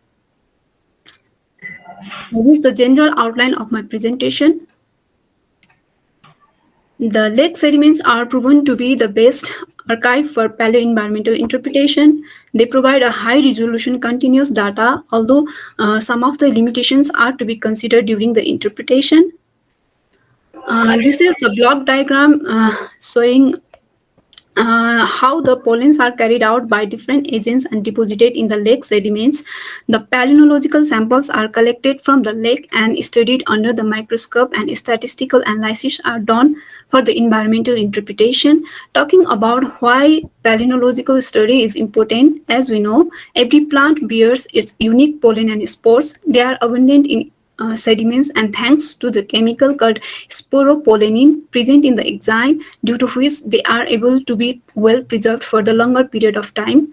They can be at least identified to the least taxonomic layer. The fossil pollen assemblages have the potential to serve as a proxy for past vegetation and climatic condition, although their taphonomic processes are to be considered during the interpretation of the climate. Paleontological study in Nepal have been studied by different researchers. The map here shows the paleontological study in different surface exposure in different places. Most of the studies have been done from the Kathmandu paleo lake sediments, as it holds immense information of paleo vegetation, climate, along with its tectonic histories and depositional environment. Very few studies have been done in core samples from Nepal, and they are indicated in the map. The study area lies in the northern part of the Kathmandu Valley and geographical coordinates between 85 degree east longitude to 27 degree latitude. north latitude. And the valley is surrounded by 4 major mountain ranges: Sivapuri, Nagarjun, Fulchoki, and Chandragiri. And the major river systems are Bagmati, Vishnumati, and Manohara. This is the study area. Talking about the geology of the study area, the basement rock consists of Shiopuri gneiss. The Dharmasthali and Gokarna formation are the sequence of the Kathmandu Valley sediment. The Dharmasthali formation was dated more than 780 kiloyears before present and can be correlated with the Leukodura formation in the south of the Kathmandu Valley. The magnetostratigraphic analysis was done by Gautam et al. 2001. This is the climate graph of the Kathmandu Valley. The curve indicates the temperature while the bar indicates the precipitation. The mean monthly precipitation is maximum in June, July, August and minimum in January, while the mean monthly precipitation is maximum in July with an average of 360 millimeter and minimum in November. This is the flow chart representing various stages of paleontological study. The sample for the paleontological study are taken from the fresh surface of clay, silty clay, and lignite layer to avoid modern pollen contamination. Altogether, 15 samples were analyzed. And this is the lithostratigraphical column of the Dharmasthali formation exposed in the northern part of the Kathmandu Valley. The exposure is about 46 meter thick, and it is divided into 3 parts. Bottom part mainly composed of gravelly sand with intervening layer of clay. The middle part consists of alternating layer of silty clay and gravelly sand with few clay layers consisting of plant fragments. The top part composed of lignite and carboniferous clay layer associated with gravelly sand and sand layers. The paleontological analysis was done by using method described by Ferguson et al. 2007 and Jeter 1989 in the laboratory of the Tribhuvan University Central Department of Geology. This is the pollen percentage diagram of the Dharmasthali formation, and the pollen zones are divided according to the Cornish cluster analysis. The pollen zone are divided into 2 zones. The first zone shows the coniferous and broad tea leaves increasing upwardly, and the ratio of NAP, non-arboreal pollen, is higher in this zone. The second zone indicate increase in frequency of tree pollen, while fern plant are stable in lower part of the second zone and sharply drops down in the upper part of the second zone.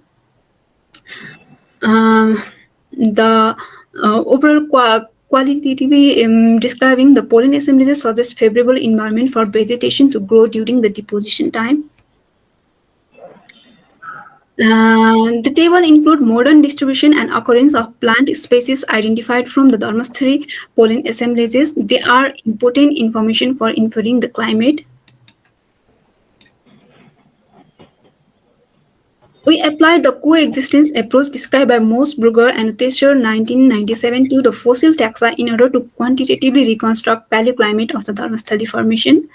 The coexistence approach is based in the assumption that fossil pollen taxa have similar climatic requirements in which they can coexist to their nearest living relatives. The temperature parameter were reconstructed, mainly mean annual temperature, temperature of the coldest month, and temperature of the warmest month were reconstructed. This is the precipitation parameter reconstructed. The mean annual precipitation, precipitation of the wettest month, precipitation of the warmest month, and precipitation of the driest month was reconstructed. The box here shows the coexistence interval of the precipitation. And we compare our result with the southern part of the Leukodura formation, and here we can see more or less we can interpret the temperature and precipitation from the southern part of the Kathmandu Valley reveal almost similar temperature and precipitation. And we compared the modern climate with the reconstructed climate and concluded that the present day temperature climate is warmer and wetter than in the Pleistocene. This is the pollen assemblages comparison table from southern Kathmandu Valley and northern Kathmandu Valley. The pollen assemblages indicate warm and wet to cold and dry in the southern part, while mostly cold climate in the northern part of the Kathmandu Valley. And this is a pollen percentage zone of the southern Kathmandu Valley derived from the core drilling. The paleovegetation reconstructed based on this reveal favorable environment for the plants to grow during the same period, that is Pleistocene epoch, and the other proxy reveal the oscillation of warm and cold climate during the time period. In conclusion, the pollen assembly zone reveal at least two types of biome in the Dharmasthali formation. The zone 1 showed warm and wet climate and vegetation was sparsely distributed with a high frequency of grassland, as arboreal pollen in this zone has lower frequency in the first zone. The second zone showed the assemblages of coniferous and angiosperm tree in increasing frequency, indicating shift of climate from warm and wet to cold and dry, increasing upwardly. The sharp drop down in the fern plant also indicate dry climate in this zone. The appearance of citrus species in the second zone also suggests cold and dry environment, as citrus species in modern vegetation zone, and they are found in western Nepal Dolpa region, which is cold and arid region of the Nepal. The coexistence interval, by using the coexistence approach, we reconstructed the mean annual temperature of coldest month, temperature of warmest month, mean annual precipitation, precipitation of driest month, precipitation of wettest month, and precipitation of warmest month. The study shows the climate of the Dharmasthali formation as warm and moist in the basal part and shift slightly towards cold and dry at the top part, revealed by some key taxa. The modern climate of the Kathmandu Valley shows warm and wet climate than during the deposition of the Dharmasthali formation, that is around 780 kiloyears before present. The overall pollen assemblages reveal favorable climatic condition for vegetations to grow in the Kathmandu Valley during the Pleistocene epoch. And this is the place for the pollen and spores identified from the Dharmasthali formation. About 30 families with more than 80 species were identified. These are some references, and special thank you for your attention. Excellent, Seema. Excellent, very interesting talk. So I invite questions.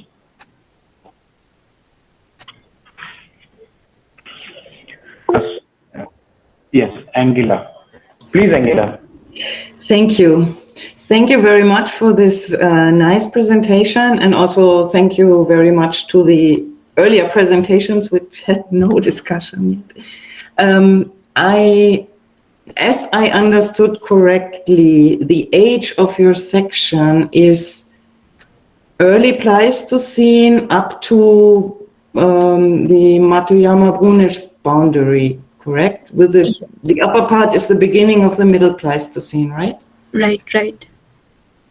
And so I think your data are super interesting and can be looked at into more detail with the changing glacial interglacial cyclicity, which is quite weak in the early Pleistocene, but what you have there in your profile is the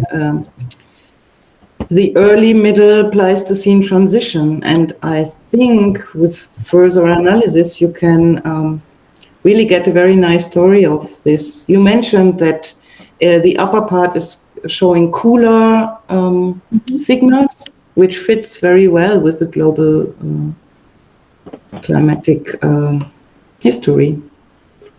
So I'm very glad to see your data. Thank you very much. Thank you so much. Yeah, thank you. Really Maybe very we interesting. can stay in touch. Yeah. So now we have finished our first session, and in the first session we have very interesting talks by Professor Robert J. Morley, by Vikram Seth, by Somnath Kundal, by Maria Maharajan, by Purushottam Adhikari, and by Seema Megan. So we all are concentrated on the Neogene climate and vegetation from Southeast Asia to up to the Shivaliks. So now it's time for break. We will meet again at 5:25 IST, given in the brochure.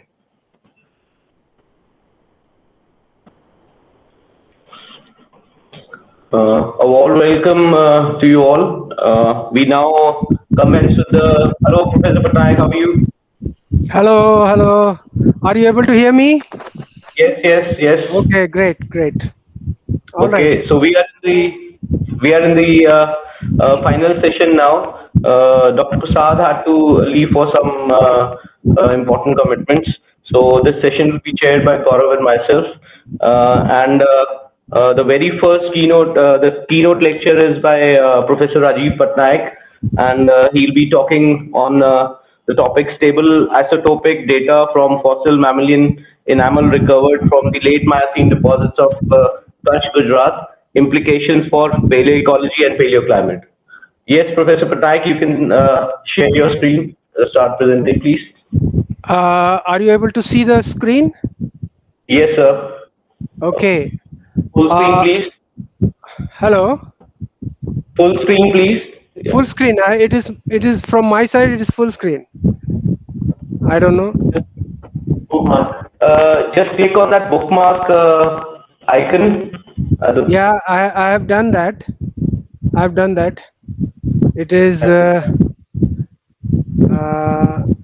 from my side. It is full screen. Can you see full screen? No, not yet. Not yet. I don't know why you can't see it. Can you unclick the full screen at your end and then again click it? Professor Patnaik, you please see the icon reading view. Reading view. Just in the left. Just in the left, there is one icon. Left top. That shows that. No, in the bottom. Bottom left. Bottom right. Bottom right. In the bottom right, you will find there is one full screen. Then its left is reading view.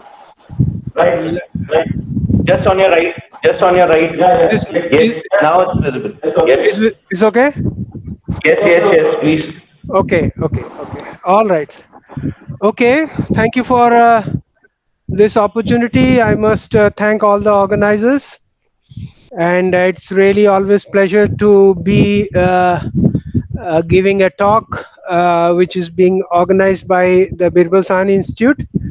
So my talk is about isotope studies, stable isotope studies from fossil mammalian data enamel that we have in fact recovered from late Miocene deposits of Kutch, Gujarat. And I'll also be discussing something about the paleoecology and paleoclimate. So overall, it would be, I will be giving you some introduction about how we go about working with fossil mammals, and then how do we use the stable isotopes to distinguish various dietary patterns or dietary behavior or habit, and then give you a brief background of the geological setting from where we have collected the samples, and the material and methods, followed by some discussion and concluding remarks. So this is a very famous ape known as Sivapithecus and this is of course from Shivaliks. And important thing is that very recently Bhandari and her team have found Sivapithecus from the site I'm going to talk about, Tapar, in Kutch, Gujarat. So when you look at the skull, this is a complete skull. Of course, this is not from India. This is from Pakistan. And the important thing is when you look at the teeth, they of course they look bit darker in color, but they are pretty pristine. They are they preserve almost all the original material they are made up of. And what they are made up of? They are made up of bioapatite. You know, tooth enamel is the most resistant tissue we have in our body, and tooth enamel, that is why stays unaltered for millions of years. Now, because it stays unaltered for millions of years, it is kind of an archive for us to go deep in time, look into the enamel, look into the structure, analyze the enamel, and figure out what kind of diet that animal had at that point of time. And diet would also tell us what kind of ecological conditions were there surrounding that animal. So these hydroxyapatite crystallites, which are made up of calcium, phosphate, carbonate, and hydroxyl ions. So we are basically looking for the oxygen here and carbon that is attached to the carbonates. There are some organic material also, but by the time the enamel is buried in deeper areas, usually the organic material is lost. Now I must mention that plants, basically there are three ways in which photosynthesis can take place. So there are three types of plants in a way, like C3 plants, which are like all trees and shrubs, and C4 plants, the warm season grasses. So these are basically two very distinct pathways followed, photosynthetic pathway followed by these plants. And of course there is another third variety, the xerophytic plants, and because they are not very important in the Shivaliks or in the Neogene, we do not consider them here. So what happens is from the atmosphere, when a C3 plant takes up the carbon dioxide, it sort of fractionates. So by the time it reaches the leaves, the percentage of carbon, which is made up of three types of isotopes. So we are basically concerned about the two isotopes, C13 and C12. C14, of course, is a radioisotope. So C13 and C12, the ratio is important in the sense that that ratio gives us an idea whether that plant is a C3 plant or is a C4 plant. So when the photosynthesis takes place,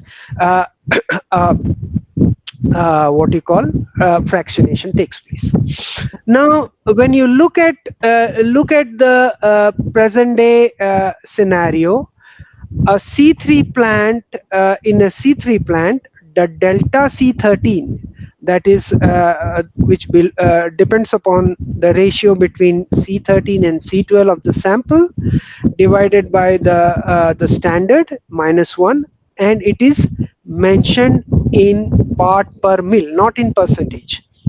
So when we look at the delta C13 values of C3 plants today, we see that they vary from minus somewhere like 22 to minus almost 35. So that is where C3 plants would fall as far as their delta C13 values are concerned. Likewise, the C4 plants, they have a value which is bit richer in delta C13, so they have more positive values, and that would fall somewhere in between some 20 odd minus 20 to somewhere minus 8 or 10. Now when these plants are consumed by a mammal, by an animal, due to metabolism, further fractionation takes place. So there is an enrichment factor which has been figured out by various workers, that if a mammal that feeds on C3 plants, its values would get further enriched by approximately 14 per mil. All right, this is what I'm talking about, the present day scenario, extant plants and extant enamel. So mammals, their diet can be distinguished right in the enamel if it is analyzed using a machine called mass spectrometer. But when we go further back in time, we should suppose in the Miocene, there the enamel is a little bit further richer in delta C13, because at that point of time there were no fossil fuel burning. So fossil fuel burning in the last couple of centuries has changed these values in the atmosphere, and that has in a way brought about change in the plant and enamel concentrations. So when we look at the C3 plants, they kind of take the carbon dioxide fairly slowly, so that is why they sort of have less amount of C13. And when you look at some C4 plants, they kind of gulp in double the speed of C3 plants, so the C13 concentration is more. Now this is an ecological scenario where you would expect the kind of delta C13 values, the variation in delta C13 values. For instance, if you are somewhere in the savanna grassland, the grasses would contain these values like minus 10 to minus 20. You are in a woodland, the leaves and leaves and fruits or whatever, they would range from minus 25 to somewhere here minus 28. And if you further, it would become negative as we go towards a very dense forest. Likewise, this is enriched by approximately 14 per mil in the mammal. Now also C13 values, delta C13 values can also give us an idea about the rainfall of that area. So more the negative values we have, that means it is a rainforest, more rainfall takes place there. And as we move towards drier conditions, obviously the rainfall would be less. And can we actually figure this out in the fossil? Yes. Like in the present day enamel, this is very much there in the fossil enamel. Now, water, the oxygen isotopes behave fairly differently, and it is not that straightforward because there are so many factors that come into play. Now, for instance, we start from ocean where the standard says it is 0 part per mil. as we move on, because delta O18, that is O18 by O16 of the sample, then by the standard and -1, and multiplied by 1000. So delta O18 varies as we move from ocean towards the peaks, towards the mountains. Why? Because it depends upon temperature, pressure, altitude, precipitation, a lot of things. So just to give you a just simple idea, if you raise the temperature, obviously the water would lose lighter, that is lighter portions, isotopes. The O16 will be depleted in the water, and O18 will get enriched. In reverse, you'll find in a cloud, O18 is depleted and O16 is enriched. And as the cloud moves, or the moisture laden air moves further uphill, rainfall would bring down the heavier stuff more, and then that would change the O18 values. Now, a mammal that consumes surface water will, in a way, directly give us an idea about the rainfall pattern there. So the delta 18 values would be incorporated in the body water, and the body water is in equilibrium with the teeth, and while the teeth is growing, the enamel is crystallizing, the O18 values become part of the enamel. All right. So this is how we figure out in mammals that eat from that drink from surface water. Now, those mammals who are arboreal, they acquire their water from leaf and fruits.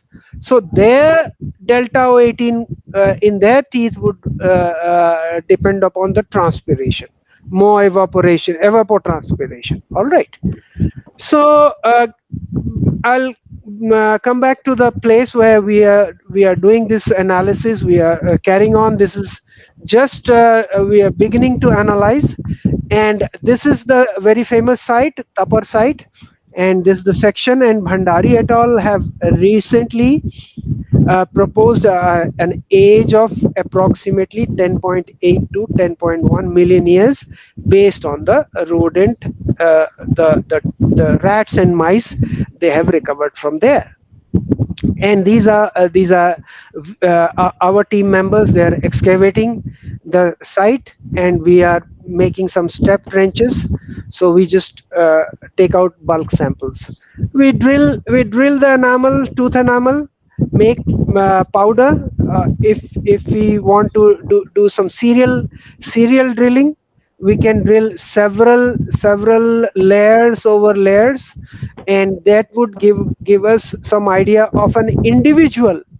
While the tooth was growing, suppose the tooth takes 2 years or 2.5 years to grow, and if we follow the growth axis and if we follow serial sampling, we can actually find out the kind of food that the kind of diet that animal had over a period of 2.5 years or 3 years. Also the kind of water intake it had. So we analyzed rhinos, pigs, mouse deer, bovids, the cows and buffaloes, giraffes, some dinotheres. These are not dinosaurs. These are large elephants. Gomphotherium, again big elephants. Equids, horses, and some rodents. And of course, we made some powder, and sort of what you call analyzed, first pre-treated the powder to remove all the organic or inorganic material, and then ran the samples through a mass spectrometer, a gas bench mass spectrometer. So who were the animals at that point of time, around 10 to 11 million ago. Now this is a mouse deer. We have found its teeth, and you have to rely on us that we have identified it correctly. So mouse deers today, they live in Assam. You'll find them in northeast in dense forest, and you imagine you find it in dry arid area like Kutch, Gujarat. Okay, so the delta C13 values of this mouse deer tells us that it is kind of it has lived inside the forest, and it has been eating or on very soft leaves and drop fruits, because the values, the delta C13 values are pretty negative. Likewise, the Swede, the tetraconodon we have found, also also also had this sort of dietary habit, and this guy was also living inside the forest. Now, O18 values, which are kind of negative, very negative, they also tell us that the water intake was wet. So these two guys used to live in wetter and denser forest condition. Okay. Now we have a giraffe, and giraffe is also a C3. It is showing that it was eating C3 leaves, and the values are little higher than the tragolids and the Swede, but the O18 values are pretty high. That means the kind of leaves, the kind of thorns, whatever it was eating, it was very much kind of enriched in a way in O18. That would means it was feeding on plants. They either it was living on drier areas or feeding on very top leaves, which were because of transpiration they have got enriched delta O18. Then we have this large elephant, Gomphotherium.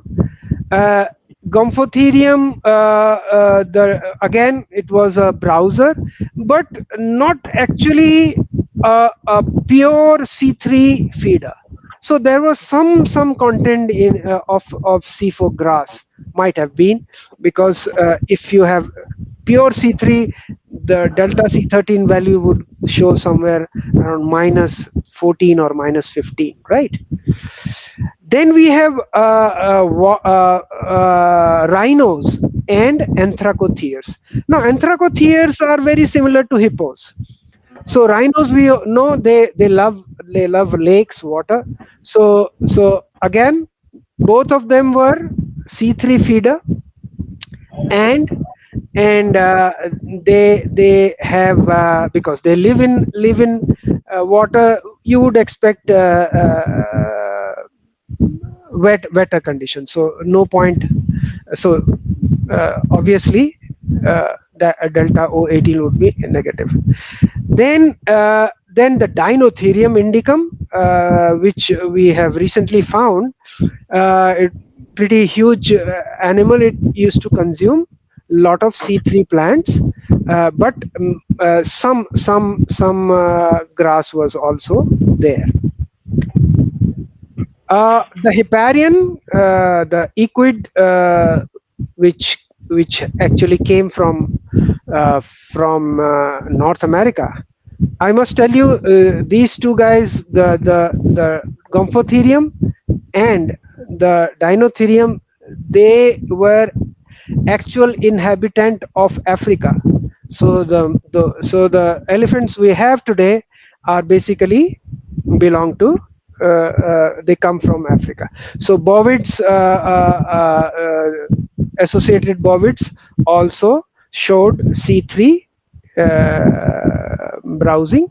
Today, they are mostly grazers. So overall picture is that the mammals in the late Miocene Kutch were kind of they lived in the forest and woodland, and the oxygen O18 values varied a lot. Now why would that? Now I have compiled everything in one figure.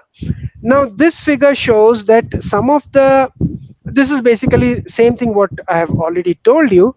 So Gomphotherium, the big guy, was mostly in the wooded areas, whereas the Dinotherium was used to live mostly in the forest area. Sometime it would come out to the wooded area, but also would venture into drier conditions. Now this way it is drier, this way it is wetter. If you look at the delta C13, these were all closed canopy. If you'll find closed forest, as you move rightwards, it'll be more open. So mixed feeding, there were hardly any guy who was mixed feeding. They were all browsers, but the O18 values tells us that it was a hugely seasonal area. Seasonal. So only monsoon can give us such a seasonal O18 values. So the Sivapithecus, the famous Sivapithecus I was talking about, lived in a seasonal forest, somewhere around 10 to 11 odd million years. So what support do we have from other studies? Now this is a study I did, I mean me and my students did. From the Shivalics, when we look at 10 million years, we find almost similar fauna. So in a way, almost co-eval with the Shivalics. Okay. And modern also, we could see what kind of, in fact, this study we did some time back in Mudumulai forest. We took Swedes, elephants, bovid, deer and all, and then analyzed in order to compare our data with the fossil data, compare the extent and the fossil. Okay, so some studies have been done in Pakistan on mammalian enamel, and what they see at 10 million years, there is a definite trend towards aridity, dryness. Of course, grasslands were going to occupy the landscape. And also delta C13 shows that it's the beginning of grasslands, more towards mixed diet. And very recently, of course this is under review, we have found that there was this frugivore Swede which almost became extinct around this point of time, not only in India, not only in West Asia, but also in Europe and Africa. So and a study some time back done on rodents also shows there was some arid conditions right somewhere around 10 million years ago. Right, so I would conclude that overall the bulk samples shows that it was not a very closed canopy forest, seasonal forest, subtropical forest, and some part woodland. And a dinothere, of course, need not to explain again. I've already given you this data. I must thank the organizers again, and I thank the funding agency for supporting us. Thank you. I hope I'm in time. Yeah, well in time, Professor Patnaik. Very excellent talk. Thank you. If there are any questions from the audience, please.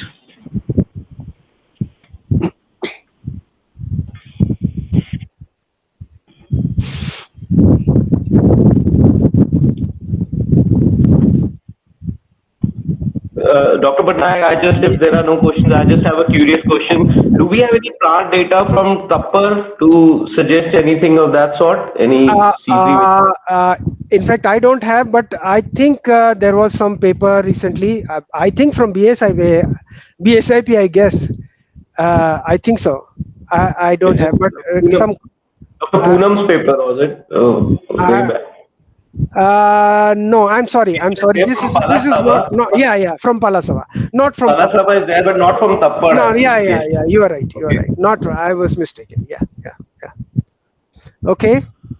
Thank you so much once again. If there are no questions. Okay. Thank you. It was great to be here. Okay. Bye. Right. Thank you. So moving on to our next speaker, this is Dr. Anand Rajoria. He'll be talking on the topic Paleoceanography, Biogeographic faunal changes and tectonic shifting of Indian plate with rising of the Himalayas special reference, global and regional climatic events in Indian Ocean at Neogene time.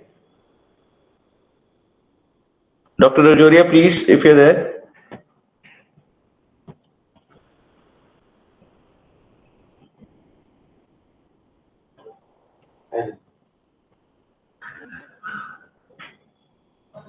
We believe Dr. Rajoria hasn't joined us because we are a bit ahead of time, I think 5 to 10 minutes. In that case, we'll take the next presentation. And if Dr. Rajoria joins us, then we're going to ask him to present his talk. Now, the next presentation, we go to Dr. Arindam Chakrabarti. His topic is Neogene sea surface temperature derived from calcareous nanofossils of Northeast Indian Ocean. This is a joint paper by Arindam Chakrabarti and Amit K. Ghosh. Hello, sir. Dr. Arindam? Yes, 1 minute. Yes, you can present your slides, please. Yeah.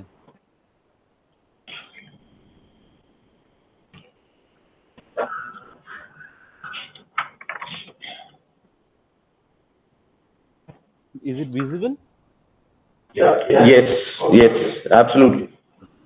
Myself, Arindam, a research associate working at Birbal Sahni Institute, and my topic of research is to understand the Neogene and paleoclimate with the help of calcareous nanofossils. So the calcareous nanoplankton are limited to the photic layer, as we all know, and the changes in the composition of their assemblages reflect variations in the photic zone actually.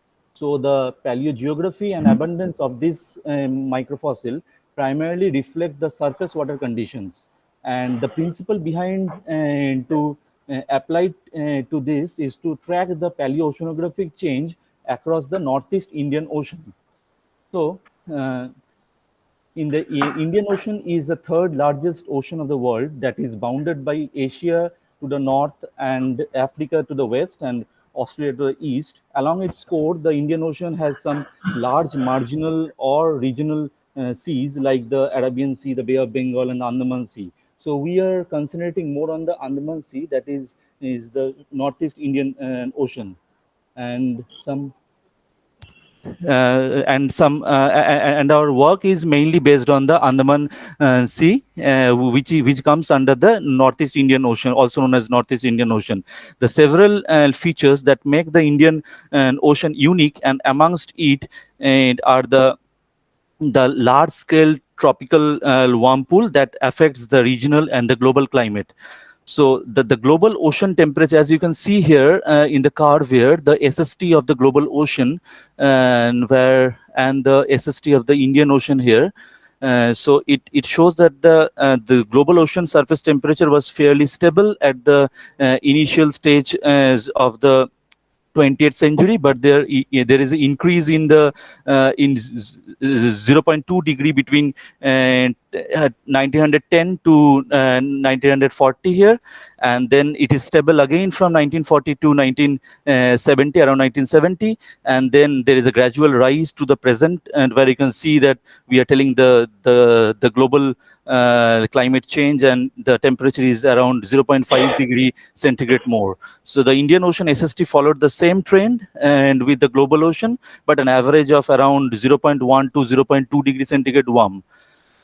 So here you can see that it has been estimated that in the further days the temperature will increase more, and the marine phytoplankton plays a central role in the biogeochemical cycles to form the base of the marine food, which are the base of the marine food web, and which regulates the global climate. So a recent a paper by Roxy et al. In 2016 shows that when there is a rapid rise in the tropical Indian Ocean, the primary productivity reduces. So this induces the thought within in us that if this climate change has occurred before during the Neogene time, because in the middle Miocene climate optimum also we know the temperature was more. And did this primary productivity was affected at that time or not? So we try to see this with the help of calcareous nano fossils. So so our study area is in the islandic group of Andaman and Nicobar Islands in the which is present in the Northeast Indian Ocean. So we have selected around 7 outcrops from 3 islands here, and this is the general lithology. So in the early to middle Miocene, we have the Nanoforum chalk, and in the upper Miocene to in the late Miocene to the early Pliocene, we have the mudstone here. So here you can see the different outcrops where we have sampled, and these are the nanofossils from these sediments, and these outcrops are of early to middle Miocene. This is of late Miocene, and this is of early Pliocene. So we have some from Miocene to Pliocene. We have the data. So this is the ACM pictures of the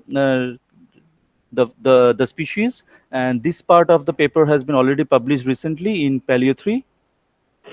So this is the biostratigraphy, which is the prime objective when we started to work on these sediments.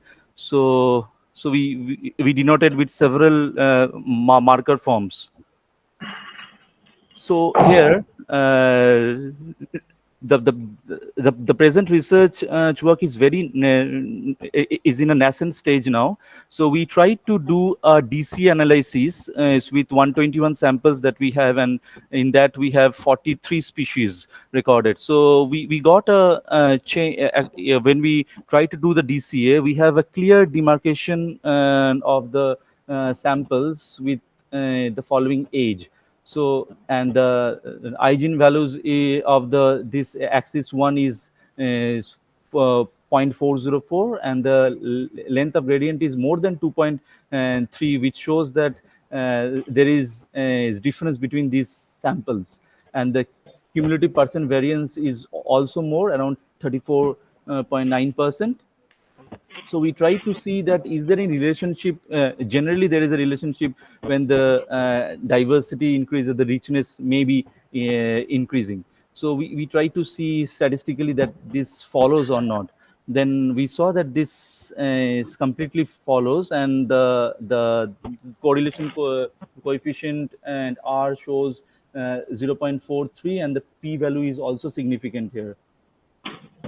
So, and after this, the species that we recorded were been divided into cold and warm species according to the ecology of them.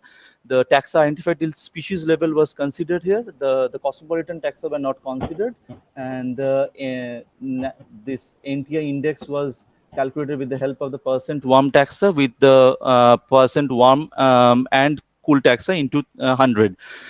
The high value of this NTI means the higher surface water mass temperature. So here, after calculating the NTI, we try to see the if that richness index, the diversity richness index, did follow any correlation with NTI or not.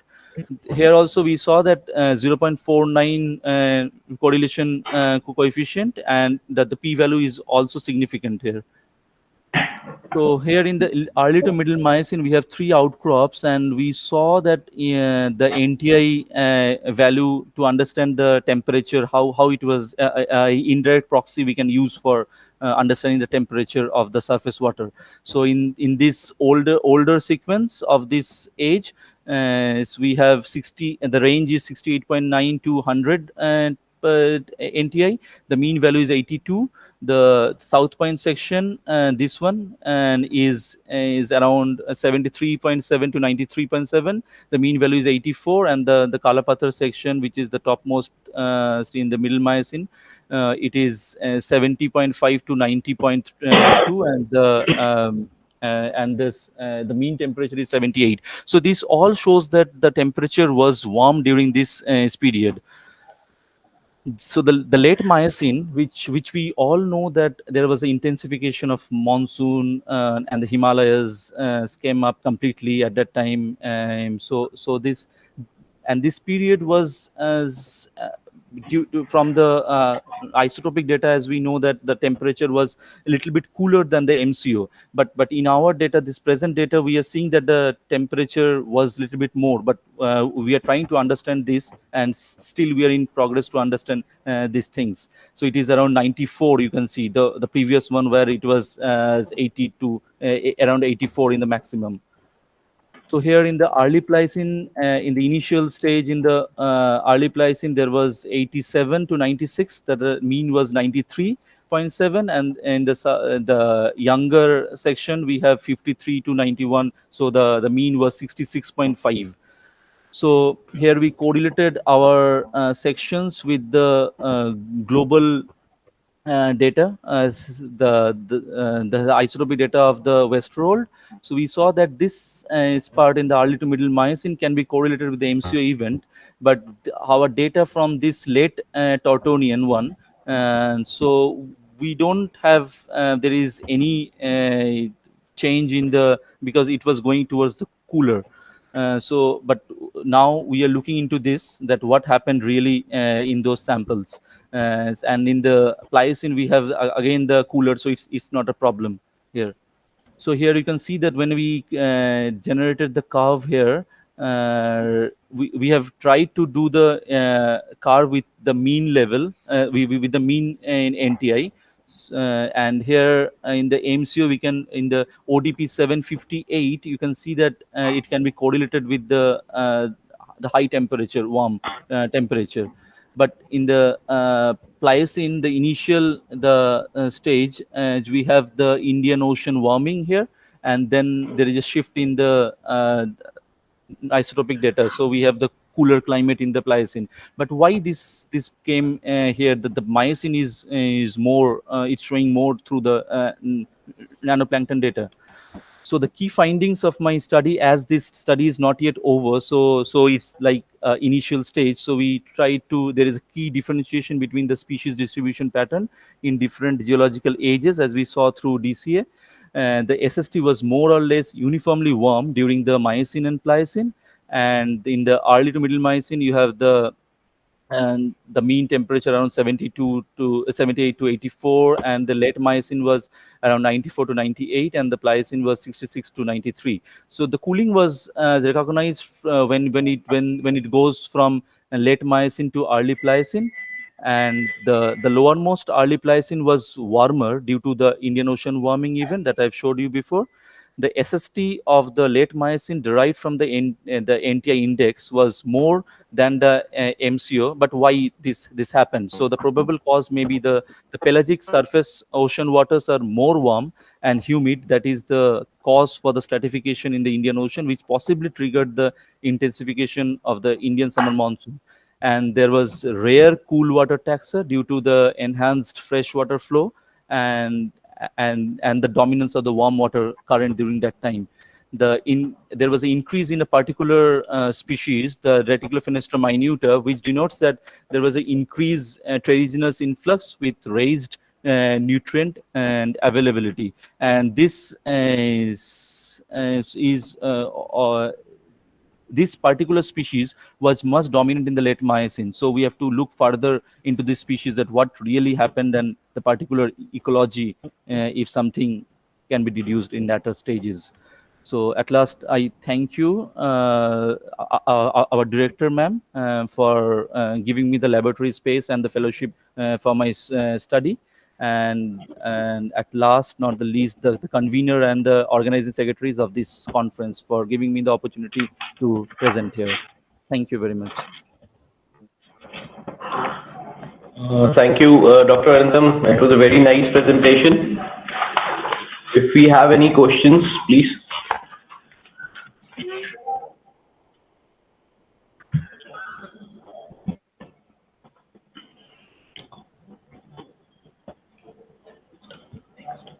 So if there is no question, we may move to another talk. Mr. Anand Rajoria, has he joined yet? Or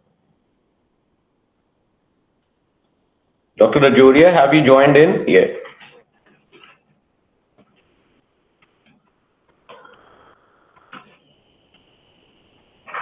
So now we are moving towards another talk. Ekta Jaiswal, temporal variation in the Western Arabian Sea, oxygen minimum zone, intensity during the last 10,000 years, insights from benthic foraminifera. Ekta Jaiswal. Please unmute your speaker. Good evening, everyone. Myself, Ekta Jaiswal, research scholar at Banaras Hindu University, working under Dr. Momita Das. And here I am going to present my topic.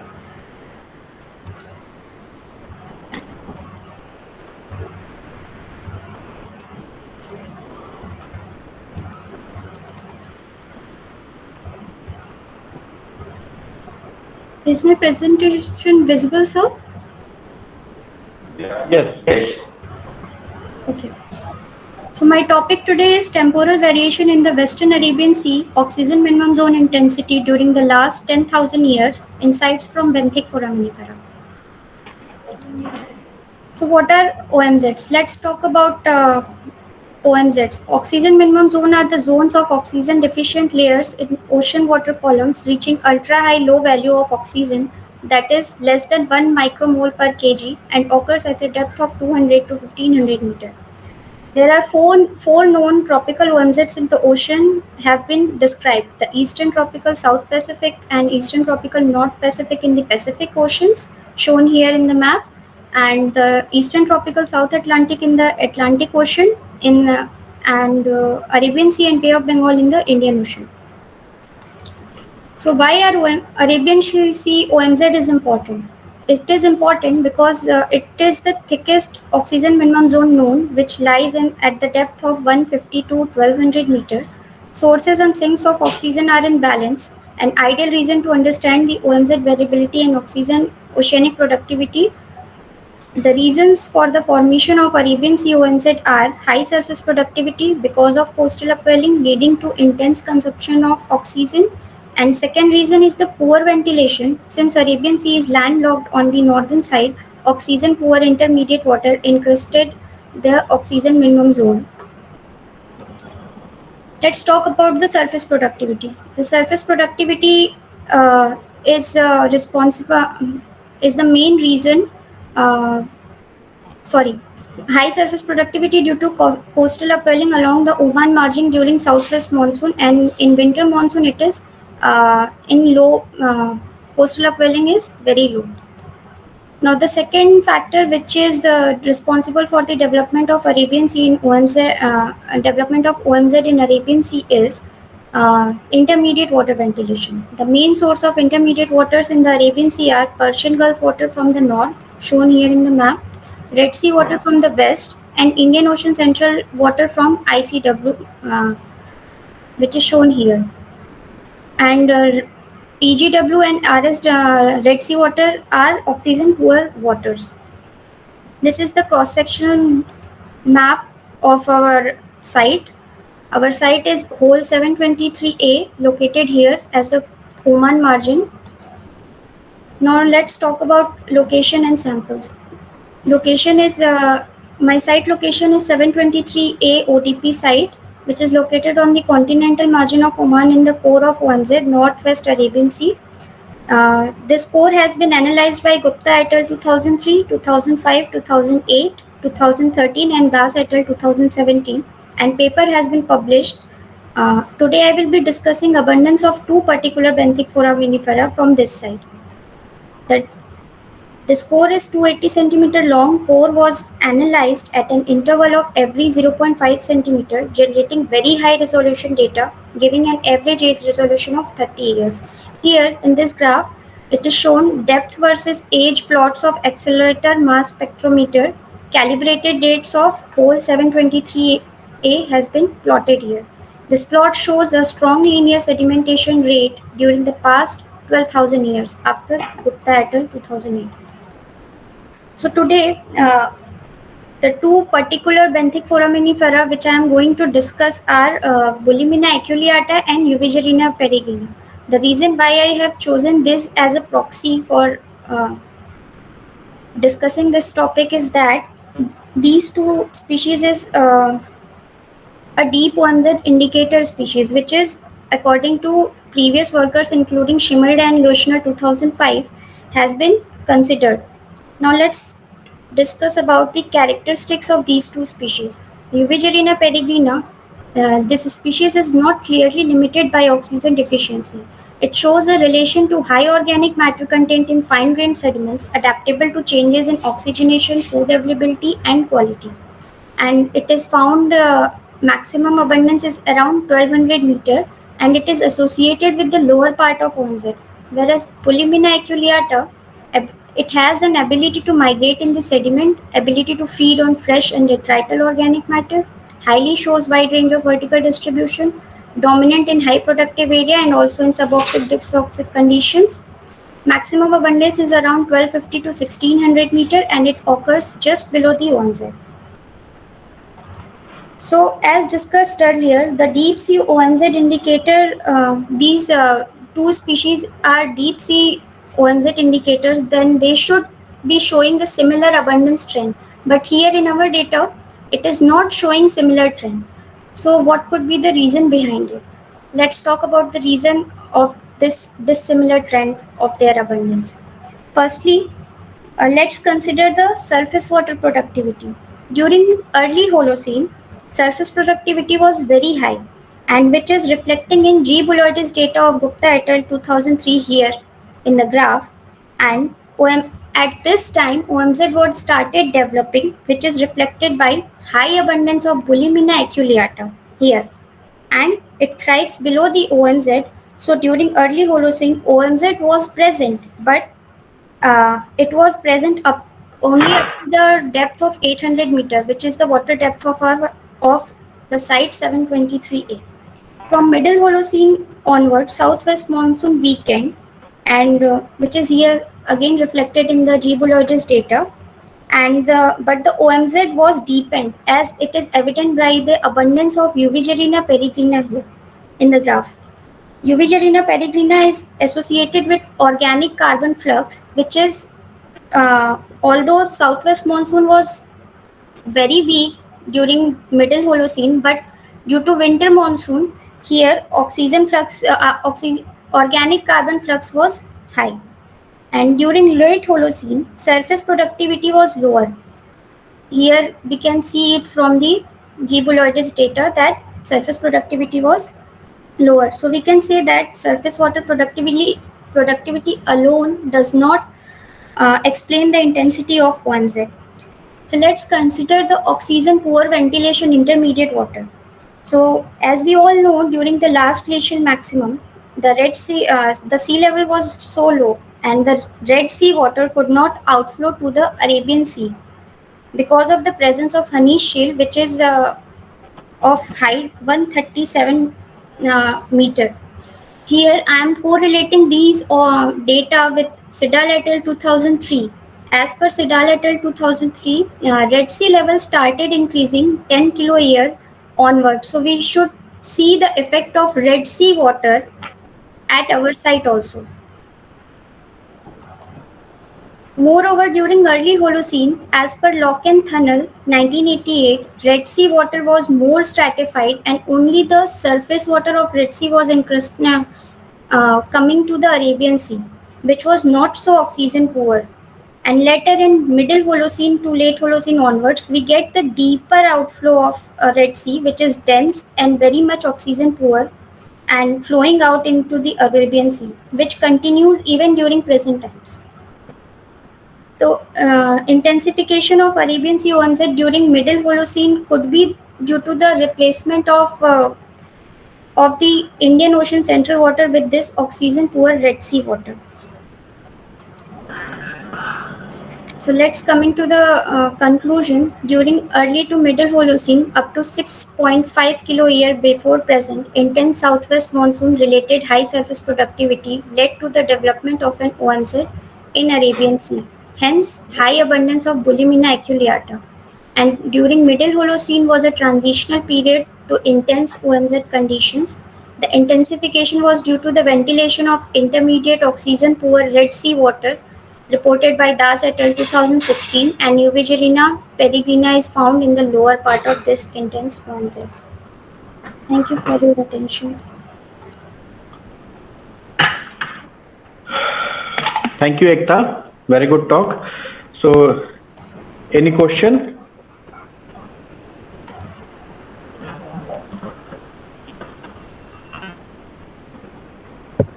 Yes. Yes, Please. very nice talk. I'm very fascinated from this marine perspective, looking from the continental part, so to say.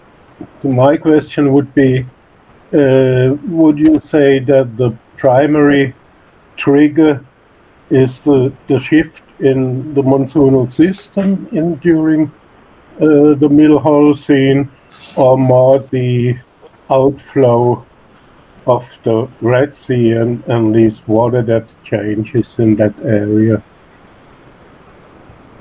Sorry, sir, I'm not able to understand your question. Could you please repeat it? Yes, sure.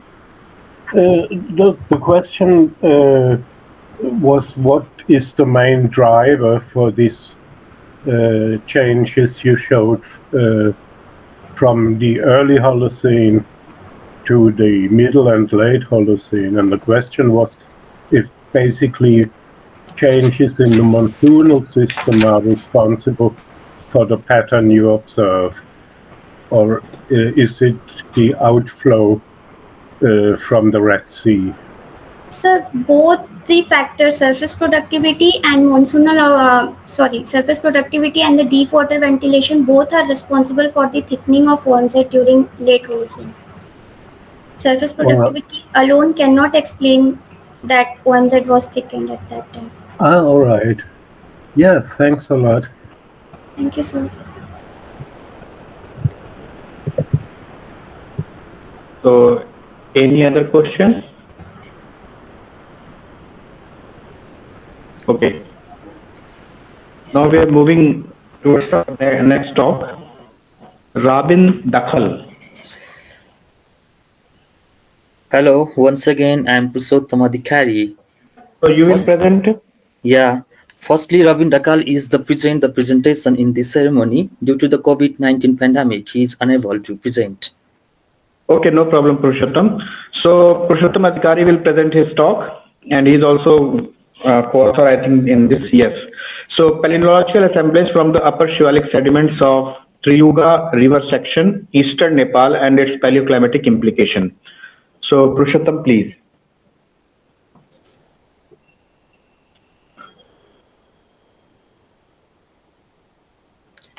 Are you see here? Yes. I'm going to present entitled Paleontological assemblage from the upper Shivalik sediment of Triyuga river sections, eastern Nepal, and its paleoclimatic implications. First of all, introductions. The collision between the Indian and the Eurasian plate resulted the formation of the Himalayan range. During the Neogene period, The study of paleovegetative and paleoclimate from the fluvial sediments of the Siwalik group through the very good achieved the recovery of plant remains. In the present research, the palinomorphs obtained from the upper Siwalik sediments of the Triyuga river sections eastern Nepal, which are indicated in the black rectangles. And second is the geology of the study area. Lithostratigraphy. The Siwalik group in that area divided into the three belts. From bottom to top is between the main frontal thrust MFT and the Kamalatawa thrust, between the Kamalatawa thrust and the marine Khola thrust, and the third is main marine Khola thrust and the main boundary thrust. Further, the Siwalik group can be divided into the mudstone dominated lower Siwalik, sandstone dominated middle Siwalik, and the conglomerate dominated the upper Siwaliks. The palinological samples mostly are collected from the Siwai Khola of the main tributaries of the Triyuga river. 17 palinological samples were collected from the different beds of mudstone, siltstone, and fine-grained sandstone bed from the different tributaries of the Triyuga river sections. The samples were prepared at the laboratory of Central Department of Geology, Tribhuvan University, following the techniques described by the Ferguson et al. 2007. The organic matter were studied under the light microscope at Central Department of Geology. Out of 17 palinological samples collected from that sections, only three samples contain the palinomorphs. The mudstone bed P2 revealed the significant number of palinomorphs, but the siltstone bed P1 and the mudstone bed P3 yield plenty preservation of palinomorphs. Altogether, and results. Altogether, 117 species of palinomorphs belonging to 8 species of one gymnosperm family, 16 species of 25 dicot families, 12 species of 4 monocot families, and 35 species of 6 pteridophyte families are identified. In the palinomorphs, the gymnosperm taxa were represented by the Pinaceae family of Abies, Pixia, Pinus, and Truga, and the gymnosperm taxa were represented by Acanthaceae of Justica, Strobalanthes, Anacardiaceae, Epocynaceae, Betula, Bombaceae, Terminalia, Artemisia, Quercus, Leguminosae, Malvaceae, Fraxinus, Salix, Liliaceae, and Dipterocarpaceae, etc. And the pteridophyte spores are belonging to Kythia, Lygodium, Polypodium, Pectis are most common palinomorphs. Reconstructions of coexistence interval. The qualitative climate reconstructed data using the coexistence approaches based on the total of 16 nearest living relative taxa can be used for reconstruction of the coexistence interval for the upper Siwalik sediments. The coexistence interval of the constructed temperature obtained from the palinomorphs are the mean annual temperature of 16.8 to 21.7 degrees Celsius, the temperature of coldest month of 10.6 to 14.6 degrees Celsius, and the temperature of the warmest month of 23.6 to 26.1 degrees Celsius. The coexistence interval of the constructed precipitation of are the mean annual precipitation of 1122 to 1682 mm, the precipitation of the driest month of 19 to 73 mm, the precipitation of the wettest months of 115 to 349 mm, and the precipitation of the warmest month of 82 to 172 mm. In the present distributions of entire flora of the Nepal, The Dipterocarpus species is not found in entire flora of Nepal Himalaya. The Dipterocarpus taxa indicates that the warm and humid climate with dry seasons not more than 3 to 4 months. However, analyzing overall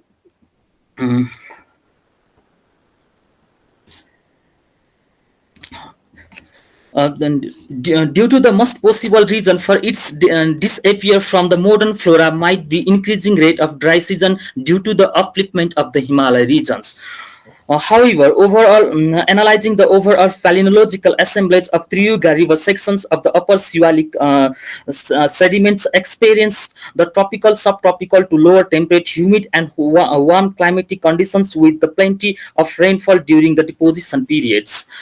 And the coexistence data suggests that the Triuga river sections enjoyed various parameters of temperature and precipitations conditions of warm and humid climatic conditions during the deposition periods. Thank you. Very nice talk, Purushottam. So now I invite questions. Any question?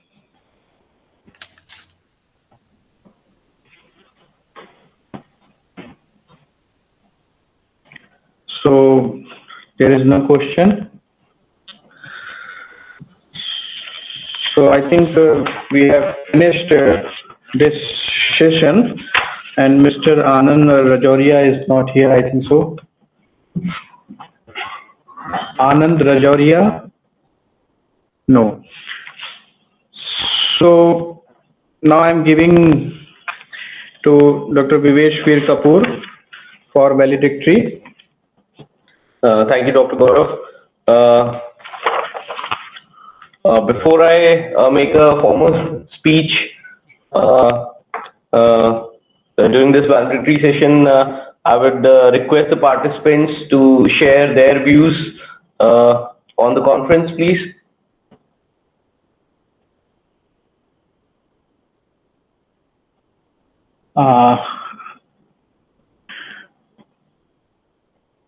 Professor Spicer, Professor Morley,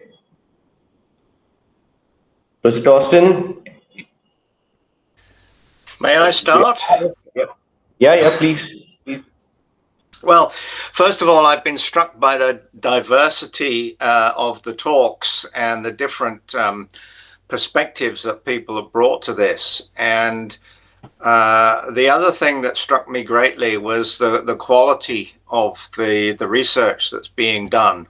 So it's breadth and quality, which came across as being extremely significant. I think it's difficult for me at this stage to sort of draw any overall conclusions. What I come away with is there's still an awful lot more to do. So it's going to keep us busy for a while. But I've greatly enjoyed the last 3 days, and it's a fitting, as it were, tribute to the birthday of BSIP that we celebrate. So, having long been associated with BSIP and seeing it evolve over time, I think everything is going extremely well at the moment, despite the pandemic and everything else. So congratulations to everybody involved, really. Thank you. Thank you.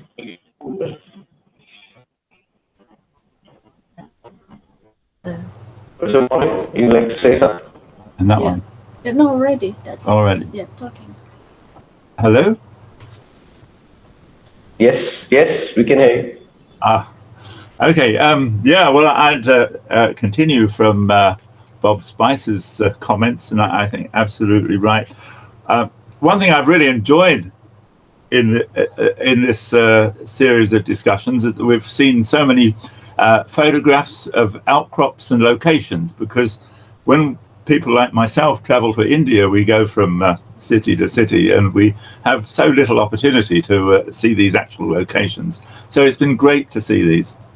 A couple of comments I have on the palinological side, that so many of the localities that have been studied are emphasizing simply the assemblage. Rather, I think it'd be really nice if we could, for each locality, to try to build the environment first before we start discussing the assemblage, and to talk about, try to work out where and how this pollen was being deposited, what the setting was, draw a little sketch of the landscape in which that pollen might have been preserved. And then we can understand how the pollen was incorporated. And it's only then that we can start to understand what the components of the assemblages are and what they mean in terms of, some might be transported great distances, other might be just transported short distances. But in that way, we can get a much better idea of what the assemblage is actually telling us. And another point that I think with most of the paleontological talks are about the identifications of many of these pollen types. We really want to know exactly how sure the identifications are, because if you're doing an analysis that assumes that an identification is certain, we want absolute certainty that the pollen is properly identified. And so a little bit more extra information, different photographs, maybe some SEM shots to show that these identifications are really certain. And then we can start doing some analyses on the floras from a climate perspective with much greater certainty. Those are some of my comments. I think probably sufficient at the moment. Thank you so much. Yeah. Dr. Mishra, you're there. Dr. VP Mishra, do you have any comments? Yeah. Professor Torsten, or yeah.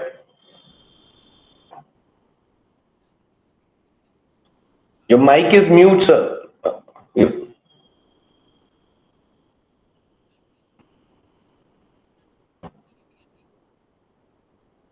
We can't hear you. Your voice is not audible.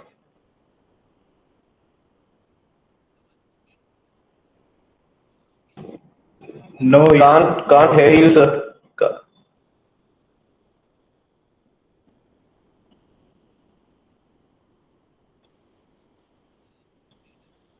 You can check the system's volume. Your system's volume. We can't hear you, sir.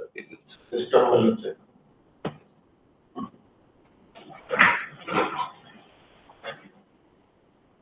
Professor Torsten, yes.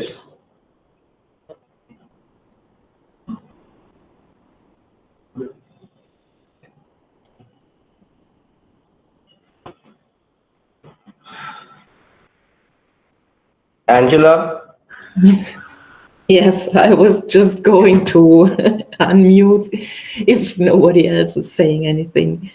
I would like to express my sincere thanks or gratitude to the audience, to the presenters, and of course to the organizers of this wonderful conference. I really learned a lot these days, and I was just a bit sad that we could not meet in person, because there is so much I would like to discuss with the presenters and the colleagues with a cup of coffee, and there are so many new ideas on potential collaborations or further activities that came to my mind. And as I said, I really enjoyed these days, and I hope we can stay in touch. Actually, the last days I wrote already some emails to some of the presenters to get a more personal contact. But thank you very much to the organizers for putting this together and bringing us together. Thank you very much. Thank you. Yes, Mariana, you there? You'd like to say something? Hi, greetings to all of you. And first of all, thank you very much for the really wonderful meeting. And my congratulations to your institute, to all of you. You did a really great job And as Angela said, all of us are missing personal touch to each other. And we hope that at least in June next year, we will have an opportunity to meet on a EPPC meeting in Sweden, if I could remember.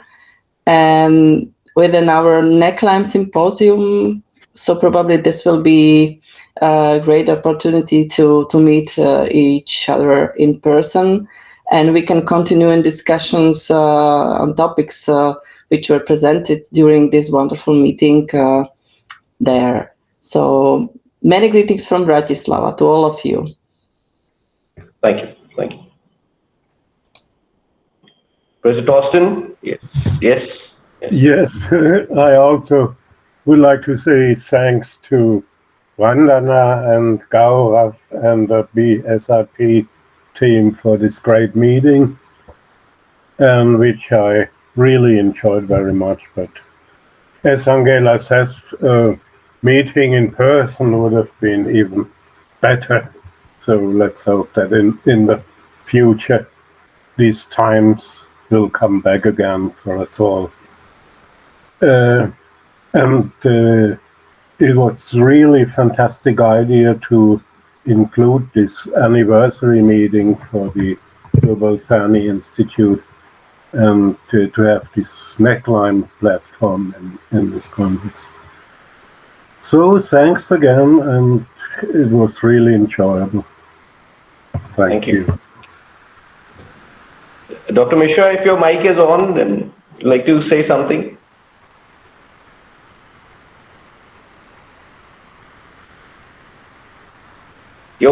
Sir, your voice is not audible. Yes. Can't hear you. Your system's volume.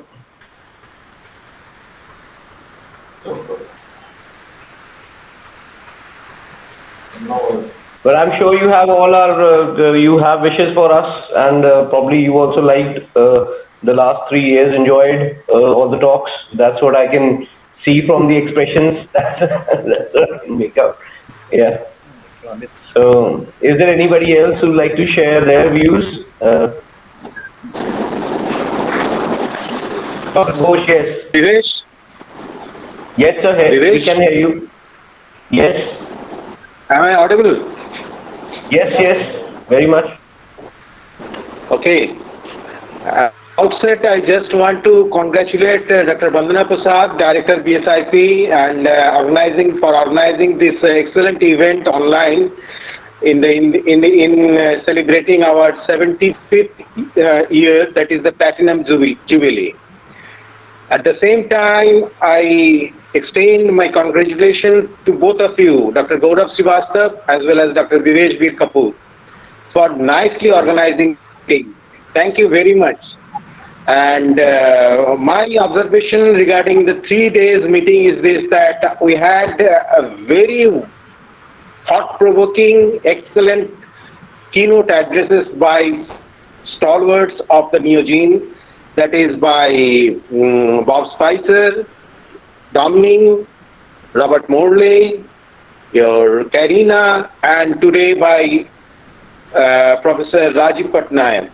Those talks are really excellent, and I must say here that in spite of all odds, that is due to the pandemic, stuck, but the way this was organized, there was no fault at all in that sense.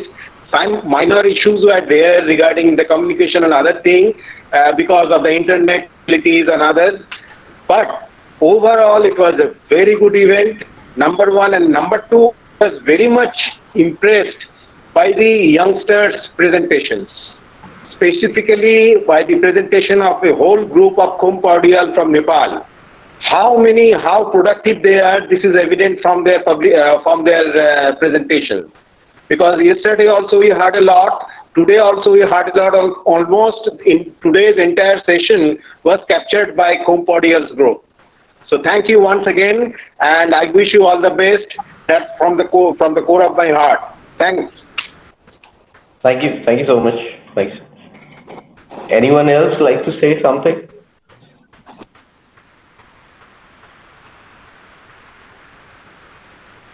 Okay, then my speech is here. It is a privilege to participate in a valedictory session of the BSIP NECLIME 2021 conference, and also glad to share that BSIP organizing this conference is celebrating its Platinum Jubilee. At the onset, on behalf of the organizing committee, I would like to thank all the participants, including distinguished keynote speakers, Professor Robert Spicer, Professor Daryl P. Dominic, Professor Karina Hoon, Professor Robert Morley, and Professor Rajiv Patnaik. We would also like to thank the NECLIME members who chaired the various sessions, in particular Professor Torsten, Dr. Vandana Prasad, Professor Angela Bruch, and Dr. Amit Ghosh. Dr. Gaurav and myself also chaired 2 of the sessions during this conference. During the past 3 days, we had a total of 34 oral presentations, including 5 keynote lectures. Overall, the 34 talks covered under 5 sessions that represented the 3 themes of the conference, that is age and depositional environments of shivalic and shivalic equivalent sediments, biotech, flora and fauna, evolution and biogeography during the Neogene, climatic changes during the Neogene. These were the 3 themes. It's been a delight to see such an active participation from both well-experienced as well as early career researchers and research students from across the globe. During the conference, we had participants from a total of 11 countries that include United Kingdom, United States of America, France, Germany, Netherlands, Poland, Slovakia, Japan, China, Nepal, and India, of course. We believe that the conference aimed at bringing together all researchers on one podium for sharing their scientific ideas towards the Neogene climate evolution and biotic response in South Asia, and it has been a successful event by achieving the same. Many future areas of research and gaps in research with respect to the Neogene of shivalic and shivalic equivalent deposits of the subcontinent were identified during the conference. These include, I will just highlight few. One is dating in absolute framework, which was missing in most of which we believe that there should be. And then we talk about the diversity changes in fauna and flora and its links to climate change with respect to rise or development of the Himalayas, evolution of flora and fauna and their paleobiographic implications, not only within shivalics but shivalic equivalent sequences of Western India, that is the Kutch Basin and Dwarka Basin. Then measuring the paleoaltimetry is one such research avenue people should look into in the future. Understanding the global and regional climate change. We believe that the future research endeavors would continue to incorporate a multi-proxy and inclusive approach in filling the gaps of research pertaining to the shivalic and other contemporary sedimentary successions. The success of this conference could not have been possible without the constant support from NECLIME members, especially Professor Torsten and Professor Angela Bruch. We thank you both. We thank Dr. Vandana Prasad, Director BSIP, who initiated the idea of organizing collaborative BSIP NECLIME conference. We also thank the staff of BSIP, mainly the computer department, Mr. Pawan Katyar and Dr. Nile, for their kind help and support in many ways. At the end, on behalf of the organizing committee, I sincerely wish for good health to all the participants and their families and success in future research endeavors. Thank you. So we can give everybody a round of applause, I think. And we shall, there's just an announcement, we shall be providing e-certificates to all the participants who presented oral talks. But if there are any young researchers who would like to have an e-certificate, they can contact us via email and we'll be happy to provide you them. Thank you so much.